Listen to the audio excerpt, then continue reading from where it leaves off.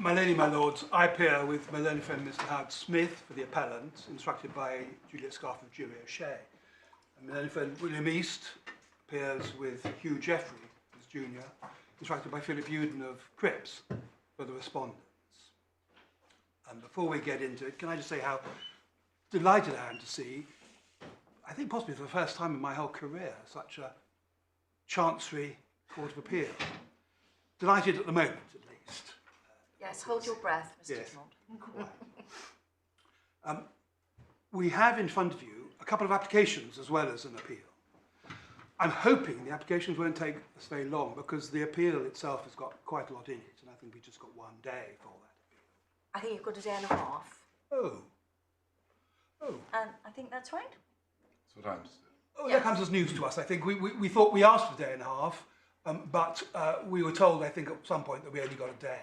Well, in any event, even on the basis of a day and a half, you've still got a lot to get through. Yes. And also, I'd be very grateful if you would keep to time because there is a lot to get through.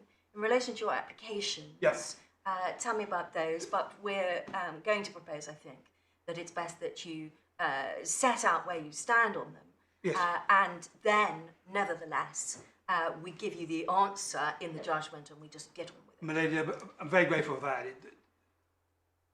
We have an application to put in to correct our grounds of appeal, and Yes, and that's opposed in one element. only in one very small element. Yes, and I think we can deal with that element when we're arguing about the appeal itself. Exactly. And the skeleton the same. We put an application just to be on the safe side to amend our skeleton, but most of it is taking out stuff which the other side pointed out to us wasn't actually tenable, and that's all gone. And And I again, don't think that's opposed in any way. good. That just seems like sensible housekeeping. Yeah, absolutely. The other side have got a application to put in an unagreed bundle, and our stance on that was that it all deals with matter which arose post the judgment, post the order, and therefore we did not agree to it. It's not a hill I'm going to die on. It's up to your lordship, your ladyship, whether you want to see anything that's in there, and I don't want to stop you seeing anything that you feel you need to see. So I don't press. So our opposition. let's just take that as it comes as well, Mr. Dumont, and we'll see where we get to. Excellent.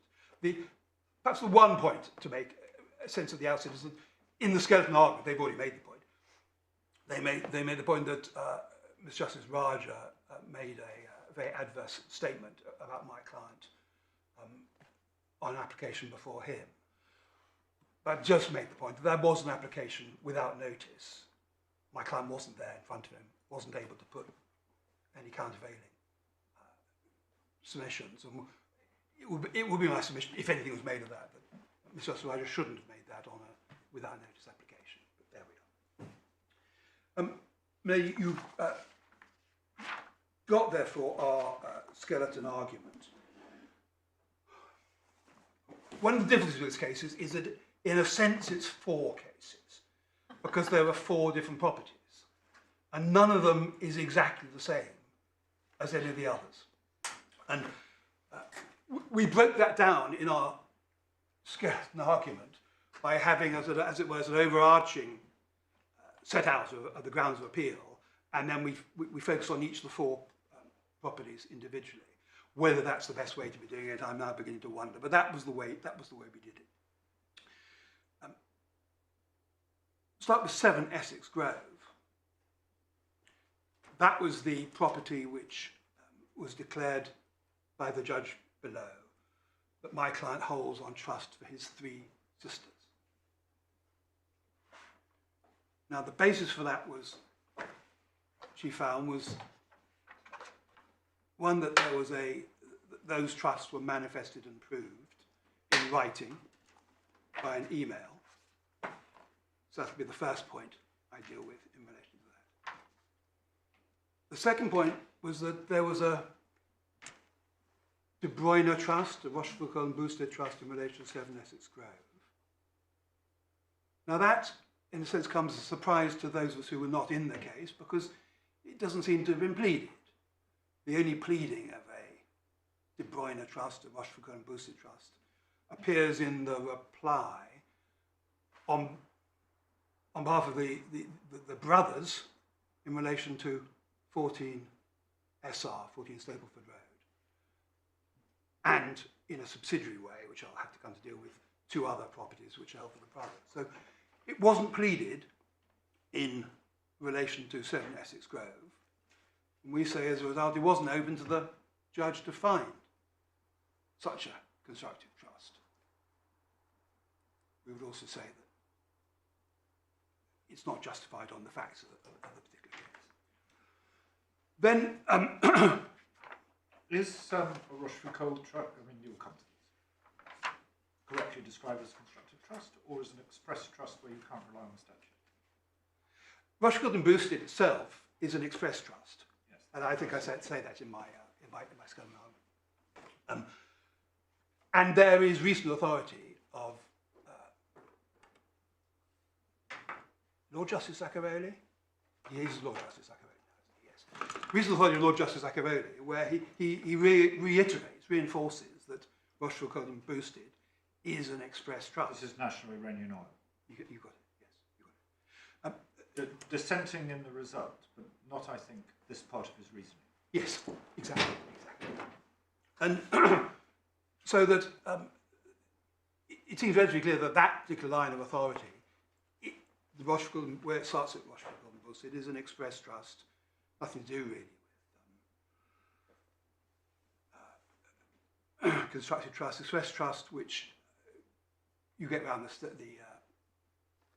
statute of frauds on the basis that it was intended to be used, can't be used as an engine of fraud. You can't use the statute as an engine of fraud. So you can't rely on the statute in certain circumstances. And we'll have to come on to look at what are the circumstances where you're not allowed to rely on the statute. That was my understanding. Yes. Lord Justice Patton in the Yes. De Bruyne case calls it a constructive He trust. does. He does. And my own conclusion, for what it's worth, is that while Rochefoucauld and Boosted is definitely an express trust, that doesn't mean that equity can't create a constructive trust from the same sort of circumstances. But that what you will be looking for, what you need in order to create it, is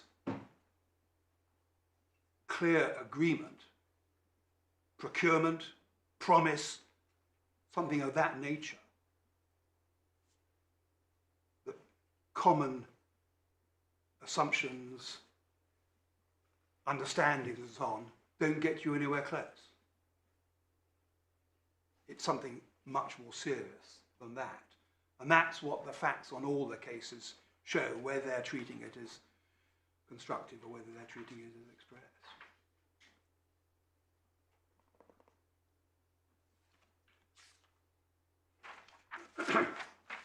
So in my quick overview of what the appeal is, there is also, in relation to 7 Essex Grove, one small point. The judge decided that Farhana suffered detriment, and we say that she left one point unresolved. She flagged it up herself, that was Farhana compensated by the other property that her father engineered the purchase of, which my client purchased on her behalf. Did that itself satisfy the detriment, so that looking at the round there was no detriment, and that is still, as it were, a live issue despite the judgment. I'm not, we'll come to that, and Yes. I'm sure we will come to that, but I'm not sure that is necessarily entirely live on the amended grounds, but we'll see. And the defendant's got his own notice, cross-notice appeal, to say that if one beneficiary can establish a common intention constructive trust, then he can carry all the other beneficiaries with him. And perhaps I'll deal with that in reply rather than now. So that's 7 Essex Grove. The next property is 14 Stapleton Road. And there, there's a De Bruyne trust, which, and there's a common interest trust, as it were, operating behind it if there's no De Bruyne trust. Briefly now, I may say that, that the factual circumstances in De Bruyne, in the sense that it's a transfer, gratuitous transfer, transferred under value, potentially gives rise to could give rise to a De Bruyne trust, but because there is no agreement, no clear agreement, no clear promise, no clear procurement and so on, that you are not in De Bruyne territory with 14 Stapleton Road. Then we have the two properties beyond that. 14 Stapleton Road was, although I understand why you've taken them in this order, that was actually acquired before the Essex Grove property, wasn't it? In chronologically. Yes. Yes, I'm afraid I... No, it makes sense, but it's just Yeah, so no, we're all you clear do that understand. this is actually Delighted. the first property to have been acquired. Yes. And then subsequent to 14 Stapleton Road, there were two properties, Norbury Crescent and 5 Ullswater Road. And in relation to those, the finding was De Bruyne trusts, and in default, common intention constructive trusts of a third, I think only. But we say with those that the De Bruyne doesn't apply because it's not these were open market purchases from third parties. You're not in the De Bruyne world at all.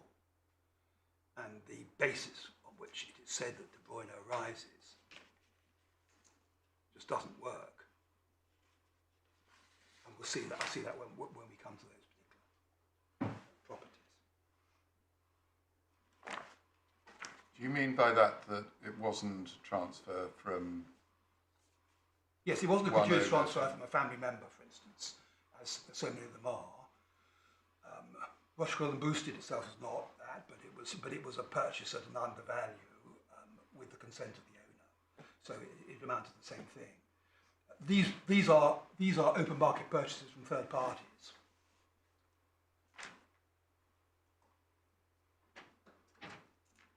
Which is not the Rochelle and Boosted world or the De Bruyne world at all. It is said that De Bruyne applies because funds were used from other trust properties to purchase them. But the traditional way of dealing with that would be to say, well, if that's a breach of those other trusts, then those other trusts have an equitable claim against the trustee who did it in breach of trust, or a right to trace into the other fund, or even the right to elect for a share in that other fund. But it doesn't give rise to some trust that the newly purchased property itself is held Why on not? exactly the same. Why not? If I'm a trustee and I use trust money to buy a property, it belongs to a trust, doesn't it?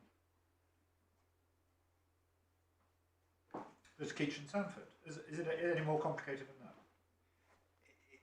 If it was no more complicated than that, then that would be the very So short. what's the difference? short response. What? In these cases, each of those two properties was bought with a deposit down from a remortgage of another supposedly trust property. Yes. But- So there's a mortgage. But if I've understood the facts correctly, all these properties are bought as investment. I mean, where the financial scheme is you borrow money, you let it, and the rents pay the mortgage. And if that's the case, you're not putting in cash except for the money that's come out of the old property. Take Ullswater Road, for instance. I think I've got the figures for that, but it was something like a £60,000 or maybe 150, I've forgotten now, mortgage raised on another property already owned, and a £350,000 mortgage raised on that property, on my client's personal covenant. Well, on his covenant, Yeah. but not expecting him to pay out of his own pocket. Well, It's being paid for out of the rent. If there were rents that cover it, yes, but he's taking that risk. Well, He's borrowed the money. The property's going into his name. He's going to a building society or a lender. He's borrowed that money in his name. Okay, so if I simplify the facts to this, I'm a trustee of a property. I take money out of that property, use it to buy another property, with the aid of a mortgage which I accept personal liability for, which I don't expect to pay out of my own pocket. I expect to be able to let the property and the rents to pay the mortgage. Am I a trustee of it? Why is it not a Keach and Sanford? Well, Keach and Sanford, the chap has a market stall in his name, a rent which he's a tenant of, and he is not allowed to take the renewal in other than as trustee, because he holds. Same with Phipps and Boardman. You can't use your position as trustee to acquire property for yourself. Any property you acquire by using your position as trustee is held for the trust. My Lord, no. Simple a proposition. My Lord, no. You can't use you can't use position as trustee to buy trust property. That's what Keach and Sanford's about. That's what Phipps and Boardman is about. No, they bought it in their own name. They bought trust property. They bought the property was trust property. Well, in Phipps and The Boardman, shares in of the cinema company in Boardman Phipps were trust shares. Keach and Sanford, he owned as trustee. yes, but he's offered a new lease. I'm sorry, I'm taking you out of your course. I don't mean to do that, but I'm trying to understand where we're going. Yeah. Because at the moment this is just really an overview. But Keach and Sanford, the whole point was the lessor would not grant a new lease to the beneficiary. So a trustee takes it in his own name. That's not trust property. That's a new bit of property given to him. But he only got that opportunity Yes, because he was the trustee. Well, is that not the same about using trust property to put up sufficient cash to enable you to buy other? And the situation was the same in Boardman and Phipps. It was an opportunity which was taken by the director, the trustee. But I hesitate to Yes, say. no, I'm very we are- conscious. This is not the time to get into the detail of the argument, but Well, your cases, this is not a straightforward. When you said, even if it were trust property, it wouldn't enable a claim to be made to a trust of the property. And that's what I was just trying to understand what your case is. And your case is, this is different. Our case is that if trust property is used, then you have a right to trace into the property to recover that property. You have a personal right against the trustee, or you have a right to A lien or a share or something like or you have a right to say, well, no, that was a perfectly good trust investment, but that would be an aliquot investment into that property. It would not be a trust investment in the whole property. Okay. Although we have a great deal of material to write an article, I think we'd better go back away perhaps from your overview. Yes. And get stuck into the meat of it. Yes. I'm sorry, I didn't mean No, to. no, didn't no, mean no. to take I'm grateful to be brought back, and I'm also a bit concerned that I suspect that is that clock not running? The clock is not right. It's gone 10 to 11 already. We're already there. I'm sorry. So please ignore the clock. I will ignore the clock, if not Lord Justice Nugee. No, No, you don't can don't ignore ignore me too. Well, let's start with the 53(1)(b) point. Manifesting, proving a declaration of trust. And we got two relatively short points on this. First, that the email, which is in the supplementary bundle at page 207, it may be sensible to have it out and look at it. Because it's quoted at various places, but one has to read the whole thing in around, read it in its context. The full context.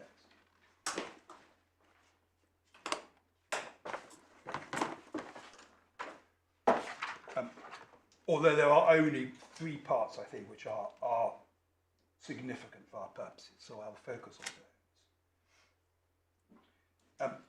About a third of the way down, you see, when any of you get your acts together, come and talk. Tell them I have my deadline. I want Essex Grove out of my name by 2014. This belongs to the 3 sisters, as stated clearly. I never wanted this property in my name. I did it because no one else had the responsibility, care, or inclination to deal with it. If I met my bottom dollar to left to you, Salimi, it would be in the hands of the receivers. You are not even grateful for the fact that between myself and Arkman we have maintained, argued with neighbours, approved, fought against tenants, blood, sweat and tears, in toilets. So you guys have a block of flats that have at least 40 to 50% equity, not to mention a valuable home, should you need it.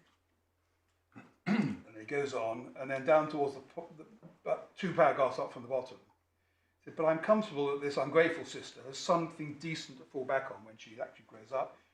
You couldn't even pay people back on time. Imagine the havoc if a mortgage was left in your hands.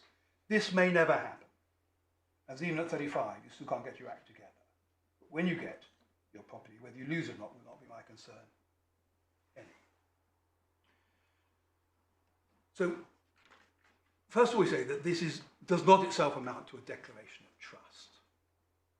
You look at it, that is not what it's purporting to be. It's not purporting to declare any trust. It's not, no intention to do that.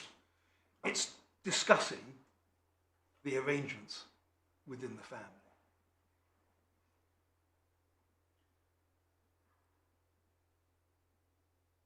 Secondly, it does not, of itself, manifest or prove any trust over the 3 leasehold interests that my client held at the time. He does not specifically mention those 3 leasehold interests, but that might be thought to be something of a technical argument, I accept. Well, he says you guys have a block of flats.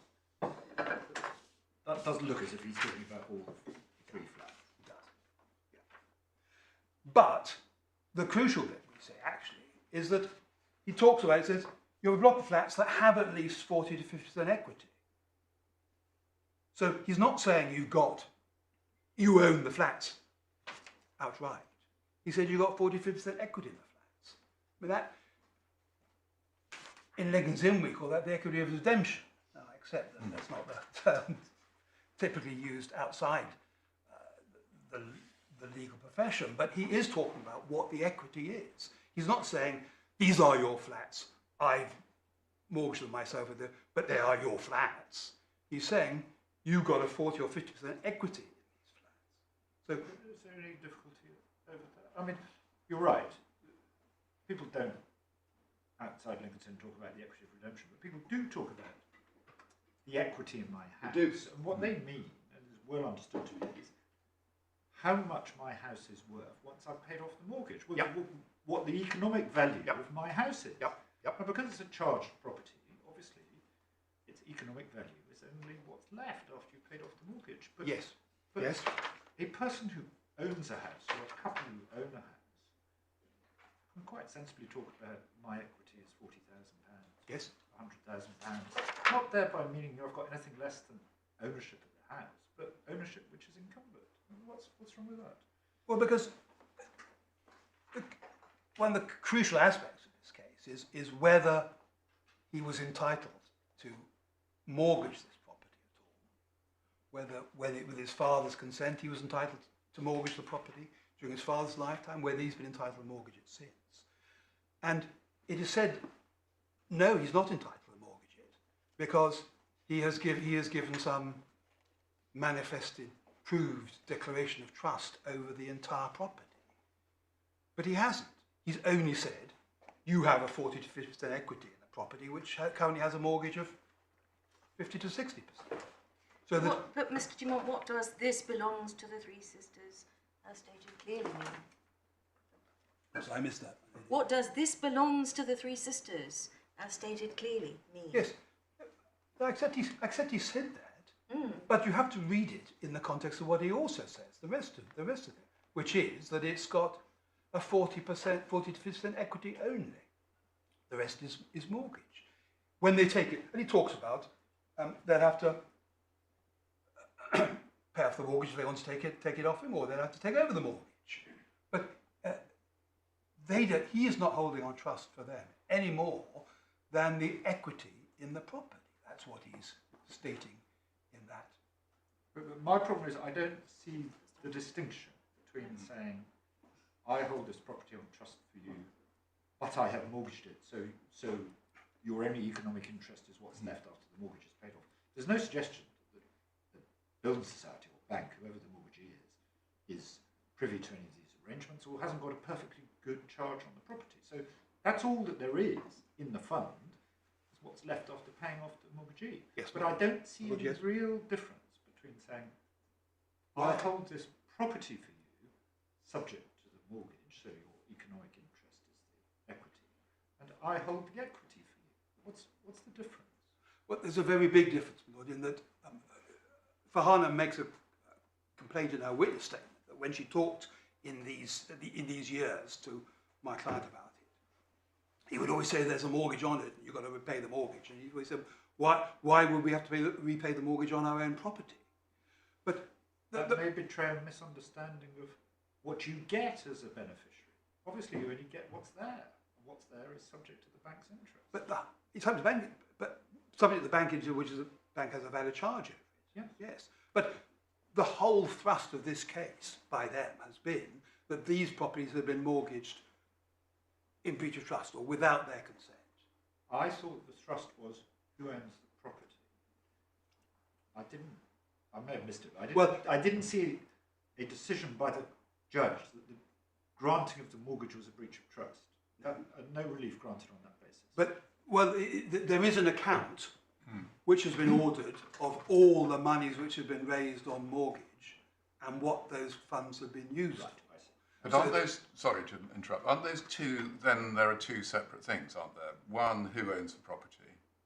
Two, is there a separate claim against your client for having remortgaged this property and made something out of it? And that's the account. My lord, when you break it down that way, it sounds so logical. I accept. But I think, my solution is that is unrealistic in this context. We have the properties together, which are all mortgaged. And he is saying in this email, you've got properties which have a 40% equity in them. So that he's making sure that they understand that the mortgages are there, they sit on top of these properties, and they only have a 40% equity. Now that's that's therefore a declaration of trust over no more than that portion. Because otherwise he's laying himself into all sorts of dangerous territory. I hold it in trust for you absolutely, but it so happens that there are a few mortgages on it which, oh dear, I'm going to have to pay all those back because I shouldn't have done that because it's all your property. We're not in that world. He's not saying the whole property is yours. He's saying there's 40 to 50% equity in the property. But what was the claim? What was the relief granted? There was an account, as my Lord Justice Miles says, and it was an account in order to be able to assess what had been used to purchase other properties or other opportunities, etc. And so we're not reinventing the wheel here. We are only considering the grounds of appeal, and we're considering them in the light of the claim and the relief granted. Yep. You're not suggesting that the account was there was anything wrong with the way that was granted. Not that. And so let's not reassemble the facts. Let's just stay with how we are after the judgment, which is that there were mortgages and there is an account in relation to that. Isn't that right? But, Milady, this is a property in my client's name. Therefore, one assumes he owns the beneficial interest. In order to disprove it is said that he has declared trusts over the whole property. Whether this is a declaration here or whether this is merely a manifestation or proof, that's what we can have in a minute. It may not be an important issue. But when one looks at this, all he's saying is, what you have is 40 to 50% equity in that property. He hasn't said, it's always been yours and I've mortgaged it, or anything like that. He hasn't said that. He's just said, you've got a 40 to 50% equity in the property. Okay, I think that we are going around the same house, and basically one has to look at this email, and your submission is that despite the fact it says this belongs to the three sisters, as stated clearly, Yep. that in fact the only part that's held in trust is the icing on the top, the amount of equity left once the mortgage is paid. I think that's what you're saying. And my Lord Justice Nugee is having difficulty winnowing out of the property and the discussion of an equity in a property into two halves, which is the equity and the mortgage, which is the way you're coming at it. I think that summarises where we are. It does. And so let's go back to what you say about 53(1)(b). Can you remind me, because I'm afraid I've forgotten, what are the three certainties? I normally forget after the second. Certainty of subject matter, certainty of objects, certainty of intentions. So there has to be a trust, you have to identify the property, and you have to say who the beneficiaries are. You have to, subject matter is the identification of the property, yes. Beneficiaries have to be identified. That's object. No real trouble there. Yeah. And certainty of intention. It has to be a trust rather than just a wish or a vague intention. Absolutely right. Absolutely right. Now, being very simplistic, if you say, this property is in my name, but it belongs to you, why is that not enough to satisfy all three certainties? You've identified the property, you've identified the beneficiary, belongs to you, and you've identified the mandatory nature of this. It's not just a future aspiration, it belongs to you now. So you can satisfy the three certainties very, very simply by saying, although this property is in my name, it belongs to you. Is that right, or No, I missed something? my lord, you have my argument on it. Yes, no, I have your argument. Even though you're not reciting it back to me, but a property. Imagine the property is worth 450,000, 500,000 pounds. It's got, say, 300,000 pounds worth of mortgage upon it. Hugely important. I mean, when you're looking at that, you can't ignore that. There's no point saying, oh, I'm talking about a property that is unmortgaged, and if one assumes it's unmortgaged, I hold it all for you, but because it's mortgaged, I only hold the equity for you. He is focusing on what the reality is, that there is only an equity, and that is all that they are entitled to. Right, That is all that he is declaring trusts over. He's not declaring trusts at all, but it just so happens that in an email, which he just happens to have signed, he has, as it were, let slip. He has made that point. But I say that it's Is there any magic in the word manifested? I mean, manifest just means making clear. manifest Do means you make clear. do you take a point on the fact this isn't sufficiently manifest, or is the point? I have your point about the equity, which is an uncertainty of the property. But is there a point on manifest as well? Well, there is. It seems that the judge thought that the trust had been created prior to this document, During the father's lifetime. and that it was simply manifested.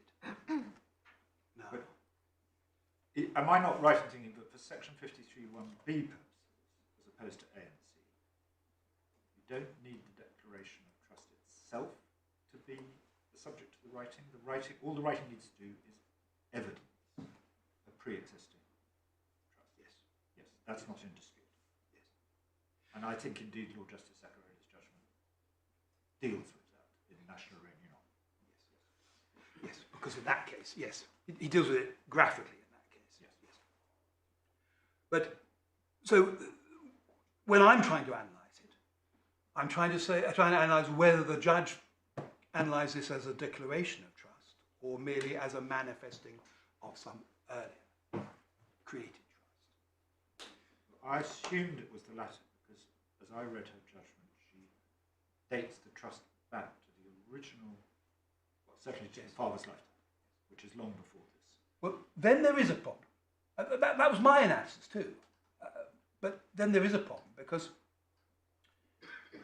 you can manifest, a trust must be made by, in land, must be made by declaration, which is manifested and proved. So the previous trusts she finds applied to this property are constructive trusts. She says the constructive trust arose when the property was transferred to Fahana and arose again perhaps when they were transferred to my client. Now those are trusts imposed by law, implied by law. They're not declarations of trust. And it's very odd, in fact, to consider that the trust could have arisen that early because the common intention trusts, if they arose, would have required detriment, and there was no detriment. When property was transferred to Fahana, there was no question about her not accepting her father's instructions. So De Bruyne and Rochefort-Coldenbus were not yet engaged. So it's difficult to see how those trusts did arise at the earlier stage, but if they did, they arise purely as constructive trusts. They arise by operation of law, not by declaration. So that this document cannot be the manifestation of an earlier declaration when no such earlier declaration had ever been made. Now, there are cases where it is found, the Iranian case, for instance, an oral declaration was made. An oral declaration, an express oral declaration of trust was made in the Iranian case. And that when that was manifested and proved in writing later, that made that a valid and enforceable trust. But this is not that case. She doesn't say that there was an earlier declaration of trust. She doesn't say that my client declared it or anyone else that he declared trust over this property.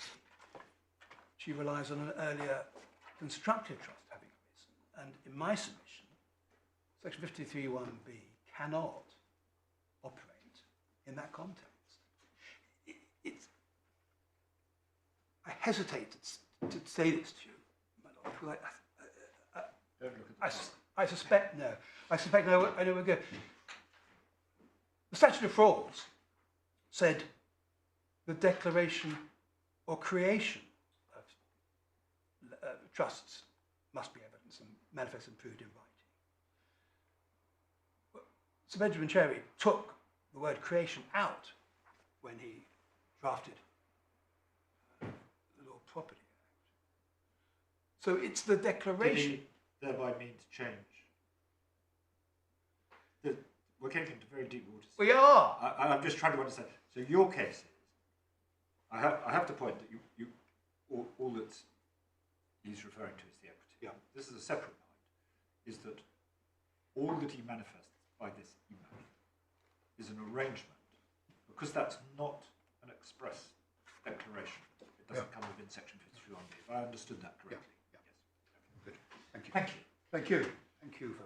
If you just take a rather unrealistic case where someone just says, I acknowledge, they're very unlikely to do this, but someone says in a document, I acknowledge that I have held this property on trust for you. Does the court then have to work out when the original trust was actually declared, or can you just say, well, the person has acknowledged the trust, therefore it must have been declared at some point earlier? And does it matter Well, exactly when it was? It just was sometime before the writing which acknowledges the existence of a trust. that piece of writing would itself be evidence of some previous occasion when they have declared it, and it's an acknowledgement of it. So, in a sense, the question question wouldn't arise. I suppose the question I'm asking, does the court have to put a precise date on when it happened, or can it just say, well, on balance, it must have happened because the person has now acknowledged it? So on the balance of probabilities, it must have happened. Well, But the court doesn't have the material to say exactly when it happened. well, in this case, the judge did not do that. The judge relied on earlier creation of trusts, which must have been creations implied by law, because there is no declaration. They are all constructed trust types. So it might be that if you sued on a constructive trust, it would be said, well, you have admitted the trust. We can get judgment on admissions. That might be a different way around it. But no, you can't. If there is no finding of a previous declaration of trust, then we say that you cannot say that 53(1) be applied. Sorry, so that I've just got that, you're saying that if there wasn't there is not, you can't prove a previous declaration of an express trust, you can't rely on 50. If there was no declaration of an earlier trust, Yeah. then you cannot rely on this unless it itself amounts to a declaration of trust in writing. If it's merely manifesting some earlier intention or some earlier... You need an earlier declaration And, to be able to prove an earlier declaration. and as I understood you, from what you said earlier, it's not sufficient to prove an earlier constructed trust. It needs to be a trust. So now, I understand that, and I don't need you to repeat it. But can I just ask you why that would make practical sense of the legislation? We know this is property legislation, we know it's the 1925 legislation and goes back to statute of frauds, and it may not make sense, but we should try and make it make sense if possible. And the purpose of statute of frauds is to stop people from alleging trusts against other people who find their property taken away from them by some conspiracy of oral evidence. Yes. But if the putative trustee has himself said, as my lord posited in black and white terms, I accept I'm your trustee, you would have thought that was enough to satisfy any residual concern about there being a fraud. So why should we give section 53(1)(b) such a narrow interpretation? Why shouldn't we give it an expansive interpretation which would allow any trust to be proved, as long as you've got a signed writing by the putative trustee saying, I accept I'm a trustee? It's always been given us a relatively strict interpretation. Statute of frauds was, go back to that, to prevent somebody coming up and essentially producing a mainly power argument. And we are now in the world where documents, as we describe them, WhatsApp messages, emails, proliferate. And we are getting into the territory where everybody is talking about absolutely everything at some point in time. And that is undoubtedly going to be a danger. Now you may say, well, no, it's not at all. The sun has risen over the hill and we can now get... People are often much more candid and frank in email exchanges and WhatsApp messages than they would be if they corresponded only through lawyers. And you may get much more closer to the truth in people's unvarnished, sometimes angrily written emails than you do in carefully crafted letters. So I'm not sure that the ability to look at much more evidence is a point against the court.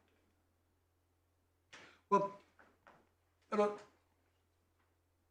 if the document has got enough in it for you to feel, for you to be confident that that person has declared themselves to be a trustee.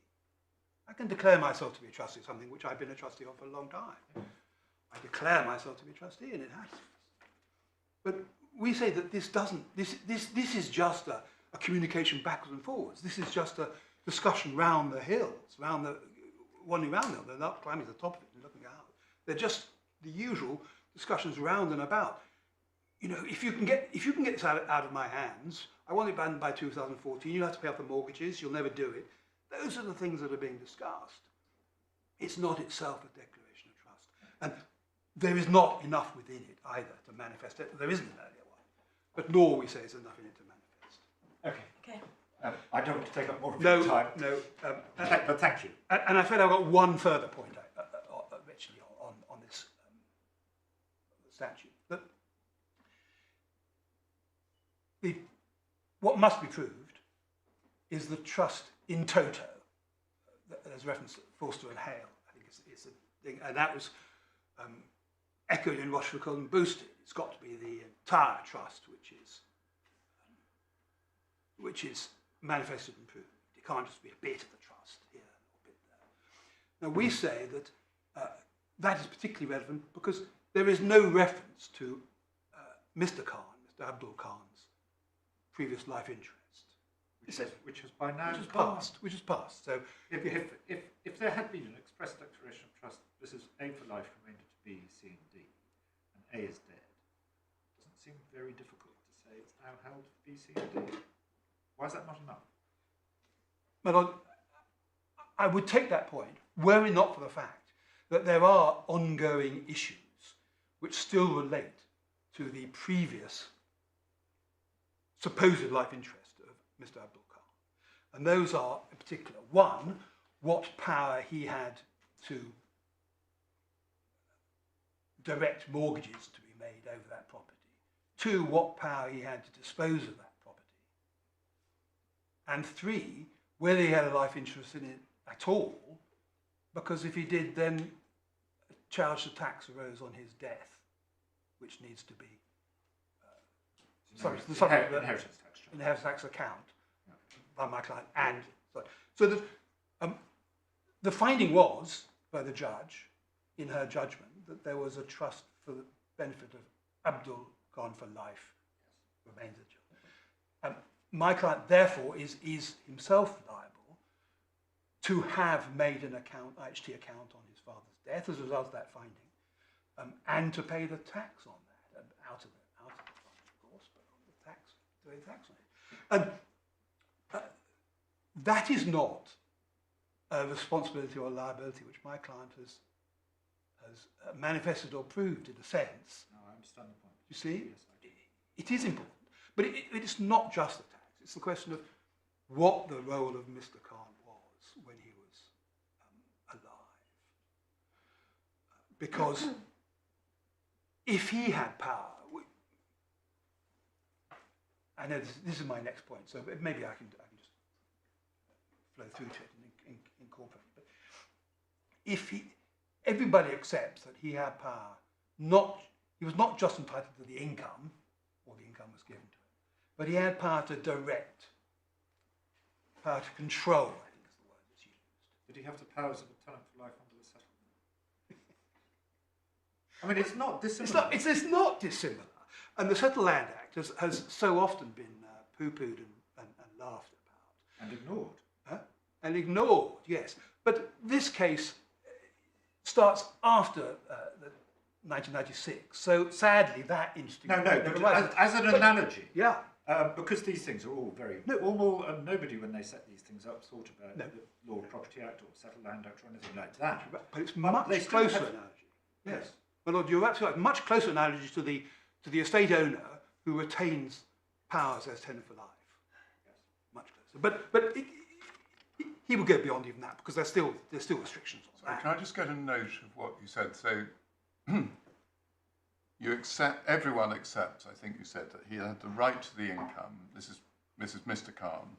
Sorry, on the other side we're talking about. Yes. I mean, Sorry. All the claimants. So all the claimants. All the claimants accepted that. Yeah. So not everyone accepts. Because your client doesn't.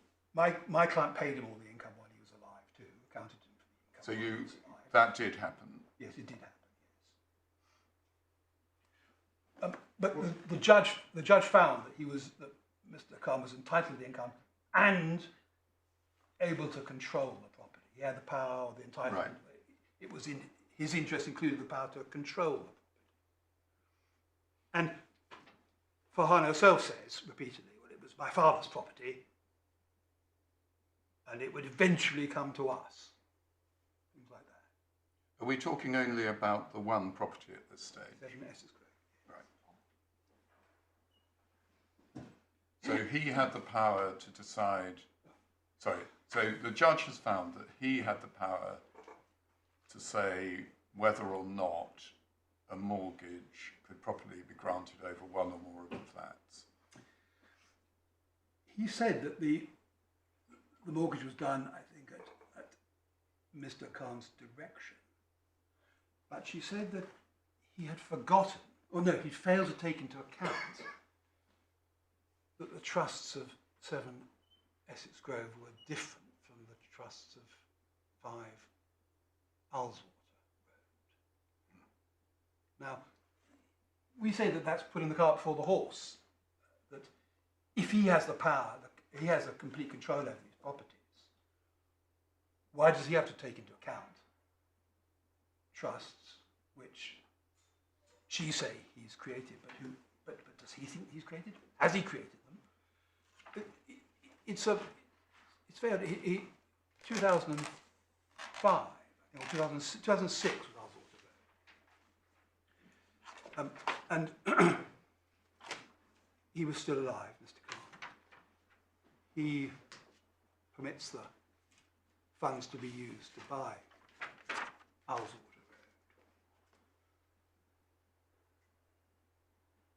Why does he have to take into account beneficial interests of his daughter? How have they arisen for start? What constructive trust has arisen at that point that crystallizes beneficial interest in favour of his daughters?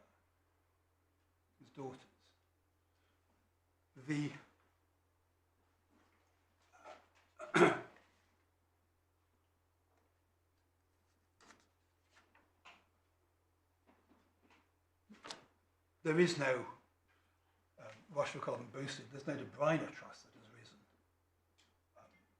at that stage, or prior to my client taking over. None has arisen because they accept that the father's still entitled to control the property. My client takes over. It may be that at that stage she thinks that some Rochefort and boosted trust has arisen, but how could Mr. Khan have been aware of that or understood that, or why should he have cared about that? Because he told your client that he would hold it for the sisters. And then he decides, well, you can use these funds to buy another property. Now, is that him? Is that Mr. Khan? He can't have any fiduciary obligations. He's not a trustee, but he's somehow got the power to tell his trustees what they can do with it. Well, if he's got that right to control and that right to power, why has he exceeded that power? It's probably an absolute right. You think so? Nobody suggested it's been limited in any way. Why can't he do what he thinks is right in relation to those properties? Well, it might depend whether the power, and I don't think this is really explored in judgment, it might depend whether the power is dispositive power, effectively power of appointment over remainder, or whether it's purely an administrative power, like, as I suggested earlier, the tenant who has powers of mortgaging and so on and so forth, powers of management, but does not have power to rearrange the remainder interests. And these analogies are not perfect. No, they're not. We're not construing the settled land. We're not. And we're not trying to... But I don't remember in the judgment any very clear exploration of the limits of the father's power. Because it was really one of the issues. But I may be wrong. No, there isn't. It's just accepted that he had control. Farhana accepted it was his property and it wouldn't come to them till after his death. He had control. But when exercising that control, the judge said he failed to take into account that the trusts of 7 estates might be different from the trusts of 5 Water. But on what basis could she have come to that conclusion? Why isn't the natural conclusion that he considered himself to have the power to do what he did? And does that affect any of the decisions that she actually came to? Because none of this was written down. None of it was, as it were, no trust lawyers were involved in this. It doesn't seem to me it's that difficult to say that, look, the arrangement was that this property was going to be held for him for life and then for the daughters. At the same time, everyone, because they're all members of the family, thought that he could make decisions about mortgaging particular flats and so on, and he made those decisions. But the property subject to those mortgages remains the property of the daughters. And that's really what the email of the 12th of October seems to be saying, because it's saying, look, this is your property, it's subject. He says it's the equity, but that just means it's property subject to the mortgage. Why is that difficult? I mean, I can see that there may be separate questions about whether Mr. Khan was then in a position to do all of that, but the fact is he did it. And at the moment, I don't see that there's any real difficulty with the legal analysis. Well, Milord, it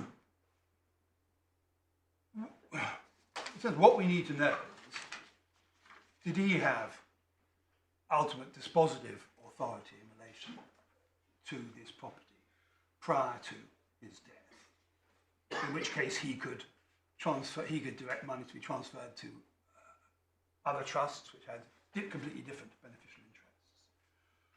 Or did he only have some administrative powers, or just as Nugee suggested, to authorise raisings of money but not passing money out of trusts? Why is that important? Because there is a mortgage that is raised on this property which is used for the benefit of the trust.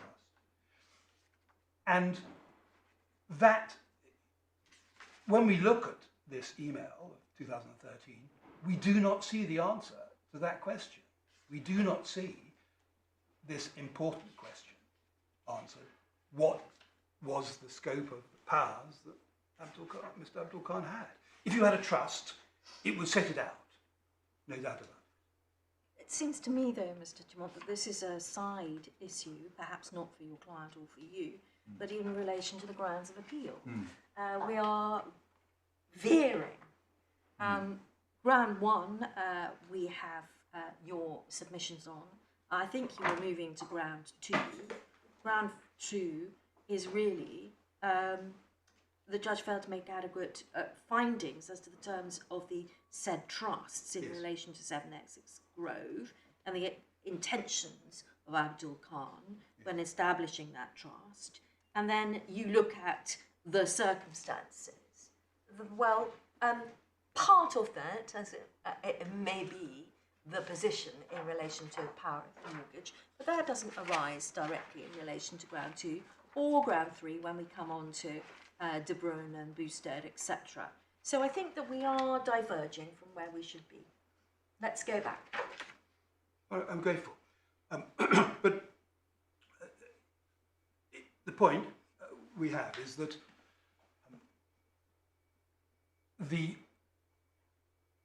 she makes a very simple statement. She's a judge. She's a judge. She makes a very simple finding that the decision, that the trusts are life interest trusts for Mr. Khan, remainder to the 3 daughters. We say that that fails to take into account completely the control that she herself finds that Mr. Khan has, and that has an important consequence because of the mortgage that was raised with his consent and at his direction. Yeah, but that's not in the ground appeal. The ground appeal is that because of the control, that negatives the desire to create a trust, etc. So the mortgage is a side shoot from what we're considering. Well, yes, it still feeds back in. It fed back into the section 53(1)(b) point. All the terms of the trust need to be manifested and proved. But Lady, absolutely right. We have a freestanding ground that she failed to take it to come to. The judge failed to reach appropriate and clear conclusions about the terms of the trust. And we say that a much more obvious solution would have been to assume that if he has complete control and if he's entitled to the income and so on, then it's a nomineeship and not a trust at all. That was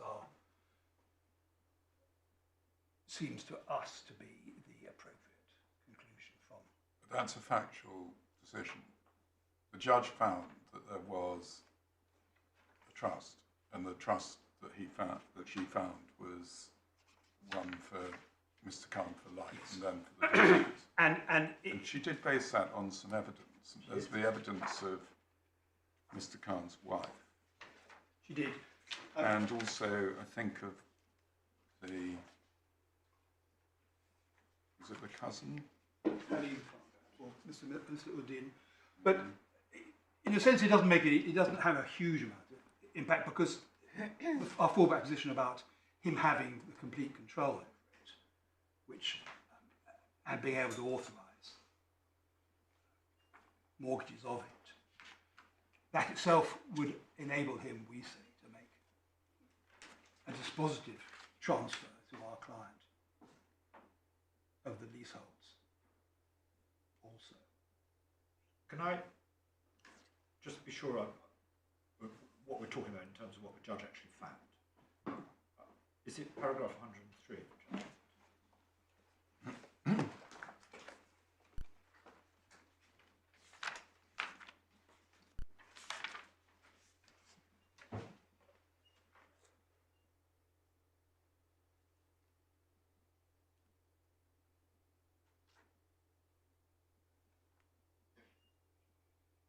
That's what she found in relation to Essex Grove, yes. Yes. Are we talking about Essex Grove at the moment, or are we talking about all the property? We are talking about it. We're on ground two. You're ground two. We're talking about Essex Grove. So that's the finding. Now, is that, as I understand it, it's not open to you to say that she wasn't able to find that as a fact. So you have to take that factual finding and say that's insufficient as a matter of law. That's the point we're on, is it?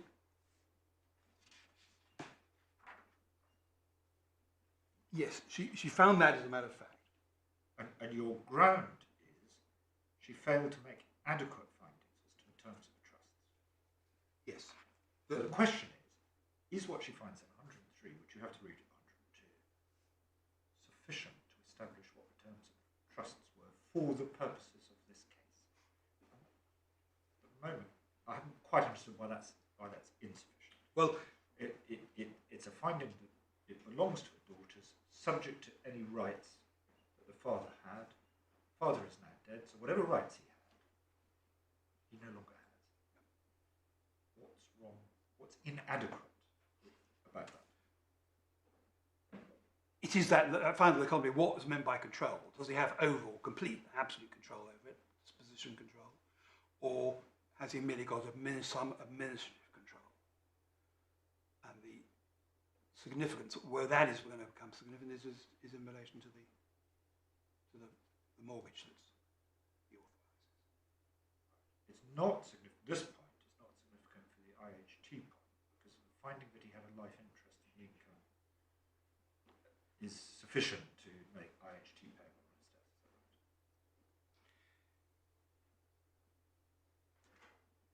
Yes, yes, it would be. So the point is simply, what is the extent of his powers of control? what the consequences are for Yes. the mortgage. Yes. I'm sorry, I'm not trying to argue with you. No, I'm trying to quite understand- trying to get it clear. Yes. The IHT is slightly more nuanced than that, because my client's position is he took ownership of the property himself in 2005, when the leases are granted to him. That would have been a transfer of value at that point. Now, the IHT wouldn't have been significantly different, because there would have been a charge to a charge on death, but it still would have been different. There still would have been lifetime exemptions available. But your complaint under this ground, this is separate from ground one, which is the history of people. The complaint under this ground is that these findings aren't adequate. And the point you've concentrated on is she doesn't explore or explain what she means by his right during his lifetime to control the property. Now, I can see that may have consequences for the mortgages, although I confess, entirely understood what the consequences are, but that's the point. Yep. But she does find, as a fact, there was an understanding that they would have equal beneficial shares subject to his right during his lifetime to the income from the property. Now, as I understand it, you can't go behind that, can you? No. So, I have not understood what the IHT problem is on this aspect. Maybe I'm being a bit slow. My lord, it may be that I've spent enough. And I also, in fact, the same question by reference to paragraph 69 of the judgment, where the judge summarises her findings in relation to this property. And at the end of it, she says, I find on the balance of properties, she calls it a common intention. Yeah. That must include Mr. Calm's intention, the father's intention, on the acquisition of the properties, that's the beginning, on the creation of the leaseholds and the transfer of the freehold, that the beneficial interest in the property should be held on trust for Mr. Calm during his lifetime and thereafter for the daughters. And she does that on the basis of the evidence that she's just summarised. So she's saying there was a trust from the beginning, and it continued when the leaseholds were created in favour of your client, that it would be held on trust for him in his lifetime and thereafter for the daughters. Now, is that not a sufficient finding of fact? She doesn't use the word declare, I accept, but if it was his intention... That's a finding of the common intention. It is, but... That's finding of the common intention. Is that not enough? She uses that phrase, but is that not enough for someone to be declaring a trust? No. He's the person who brought it all about, and at the beginning he paid for Essex Grove as well. Yep. So he put up the money. Yep. That's what he wanted. That was his intention. Yep. Is that not enough to constitute a declaration of trust? No. Why not? Because what that is a finding of a common intention. Not actually, there's no declaration there. Nobody has declared it orally or in writing. That is what she's finding what the common intention was at that time. And then if one is then going to crystallise that into a trust, one will be looking for detriment by the constructive trust beneficiaries, or will be looking for a De Bruyne circumstance which you can apply to that common intention. But her finding simply is that there was a common intention. I mean, Have we moved off ground two? Because I understood the common intention constructive trust to come in later. Yes. What I understood this point to be about was, are the findings adequate? In your paragraph 12 in your skeleton, the grounds of appeal, the trial judge failed to make any adequate findings as to the terms of the trust, and you said it could have been a nomination, but a finding that it's held for A for life from A to B is not consistent with a nomination. It is a finding of the trust, and the terms, picking up my lord's point, don't seem ambiguous. Well, I will only make the point one more time then. Yes. This is what she finds as the common intention. When she finds that there's a trust, she finds that the trust is for Mr. Khan for life, right to income for life, and the right to control. And that brings in the uncertainty, I see. which we say should be. Thank you. Doesn't work with a simple life interest trust. Okay, Mr. I'm concerned. Yes, about I'm concerned. I time. didn't know what the time is, I'm afraid, but I want to move It's on. coming up to 11:45, so please do Yes. move on.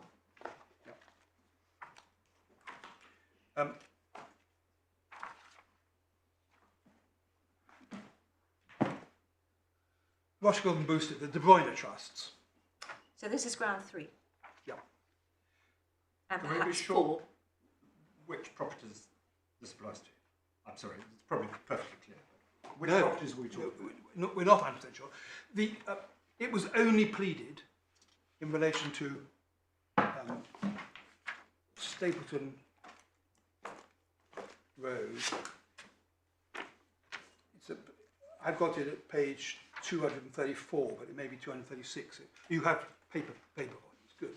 234 divided 12 is the pleading of De Bruyne trusts, or whatever one calls them. Do you have that paragraph 11 at the bottom of that page? This is the reply, is it? It is the reply, yes. And there's a single pleading for all claimants. Says, yes, there is. And paragraph 16, in response to our paragraph 16 offence, it's noted that the defendant denies the first and second claimants acted to their detriment. That's the two brothers. Based on the commonsense or otherwise, although the first and second claimants join issue with the defendant on this, they will submit at trial. In any event, detrimental reliance is not required in relation to the transfer of property, where the transferors transfer the property on the basis the transferee will hold the property on trust for others, not just himself. Relying on Archibald and Alexander, which is a more recent case about De Bruyne and Rochefoucauld and Boasted. This was the case in relation to the transfer of 14 Stapleton Road, which Fatima and Abel made to the defendant. And as a result, the same trust also applied to 53 Norbury Crescent and 5 Islewater Road, given that they were purchased using equity release from 14 Stapleton Road. So is your point that there's no reference there to Essex? Yes, that's the first point. The second point is that there's a case made out in relation to Stapleton Road, and the case in relation to 53 Norbury Crescent and 5 Islewater Road simply arises from the use of funds. There's no freestanding allegation of a special agreement or an unconscionable refusal to accept. It's an automatic matter. That goes back It goes back to what we were discussing earlier. the Keach-and-Sanford point. Yes, yes. If you use trust property to buy another property, does that become trust Indeed, property? indeed. So, that does not identify 7 Essex Grove. And that 7 Essex Grove pleading was, the pleading was amended, I think, on the first day of the trial to include the 53(1)(b) point, but not to include a De Bruyne trust, or Rochefoucauld and Boosted trust, whatever you call it.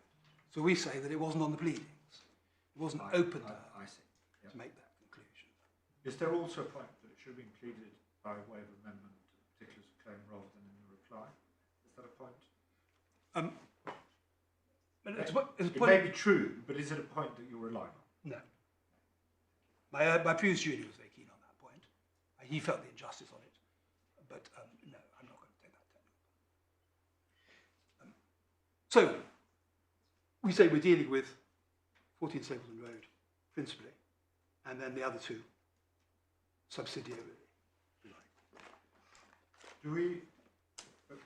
Was this point run at trial in relation to Essex Grove? Leave aside the pleading. Was it, or did it first emerge in the judgment? I don't know, because I wasn't there. I suspect it may have.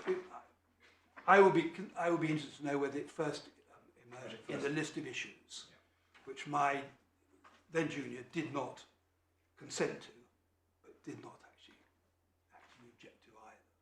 So it may have just emerged there as all the questions. It may, since this is a pleading point, which is ultimately a question of facts, may be significant whether the point, when the point was first raised, whether it was objected to, how it was. One knows that in a case like this, where there are lots of issues flying around, sometimes issues are run and argued at trial, and actually when you go back and look at the pleading, it's not there, but there's no unfairness because everybody is dealing with it and prepared to deal with it, and it doesn't change the evidence and so on. The judge thought that this was in play for 7 Essex Grove. She thought that there was a claim to a De Bruyne type trust. She did.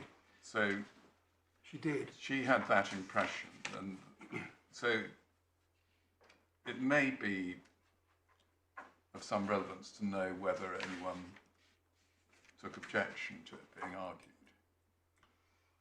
It might be difficult for you to deal with that immediately, but at some stage it might be helpful. We'll see what we can find out. Is it actually, the other thing I wanted is this covered by your grounds of appeal? But that's a separate, that is a question I think you can deal with. Where do we find the latest version of that?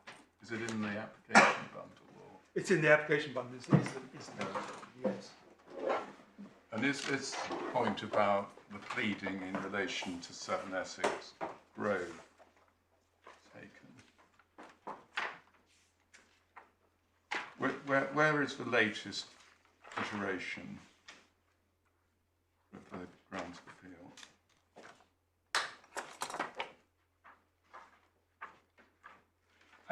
It's in the ground of appeal at whichever version of it you're looking at. Ground 3, original ground 8. And that's also at page. Yes. Sorry, that's also at page 19 of the core bundle. Only alleged directly in relation to 14 Stapleton Road. Yeah, it was That's alleged. the point. That's the point. Yeah. Yeah.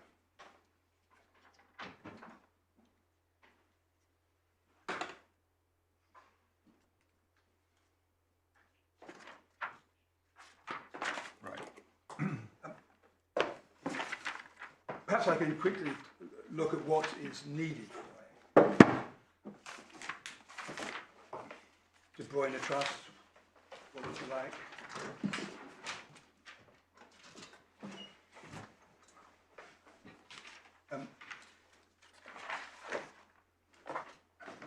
And the essentials are summarised by Justice Fancourt in Archibald and Alexander.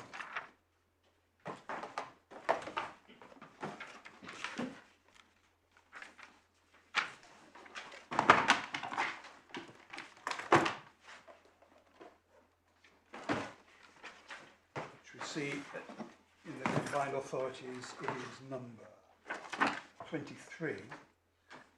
Before we do that, I think that the version of the grounds of appeal that you refer to in the application bundle is an earlier version compared with the one that's in the core bundle at page 16, which has the final date of the 14th of March 2025 on it. So I've been working from that one.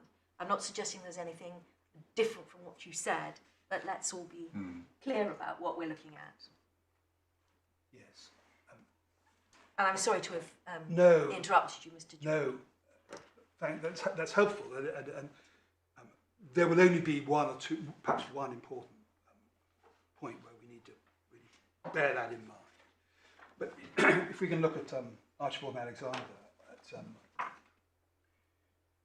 Divided 23, page 404 of the bundle.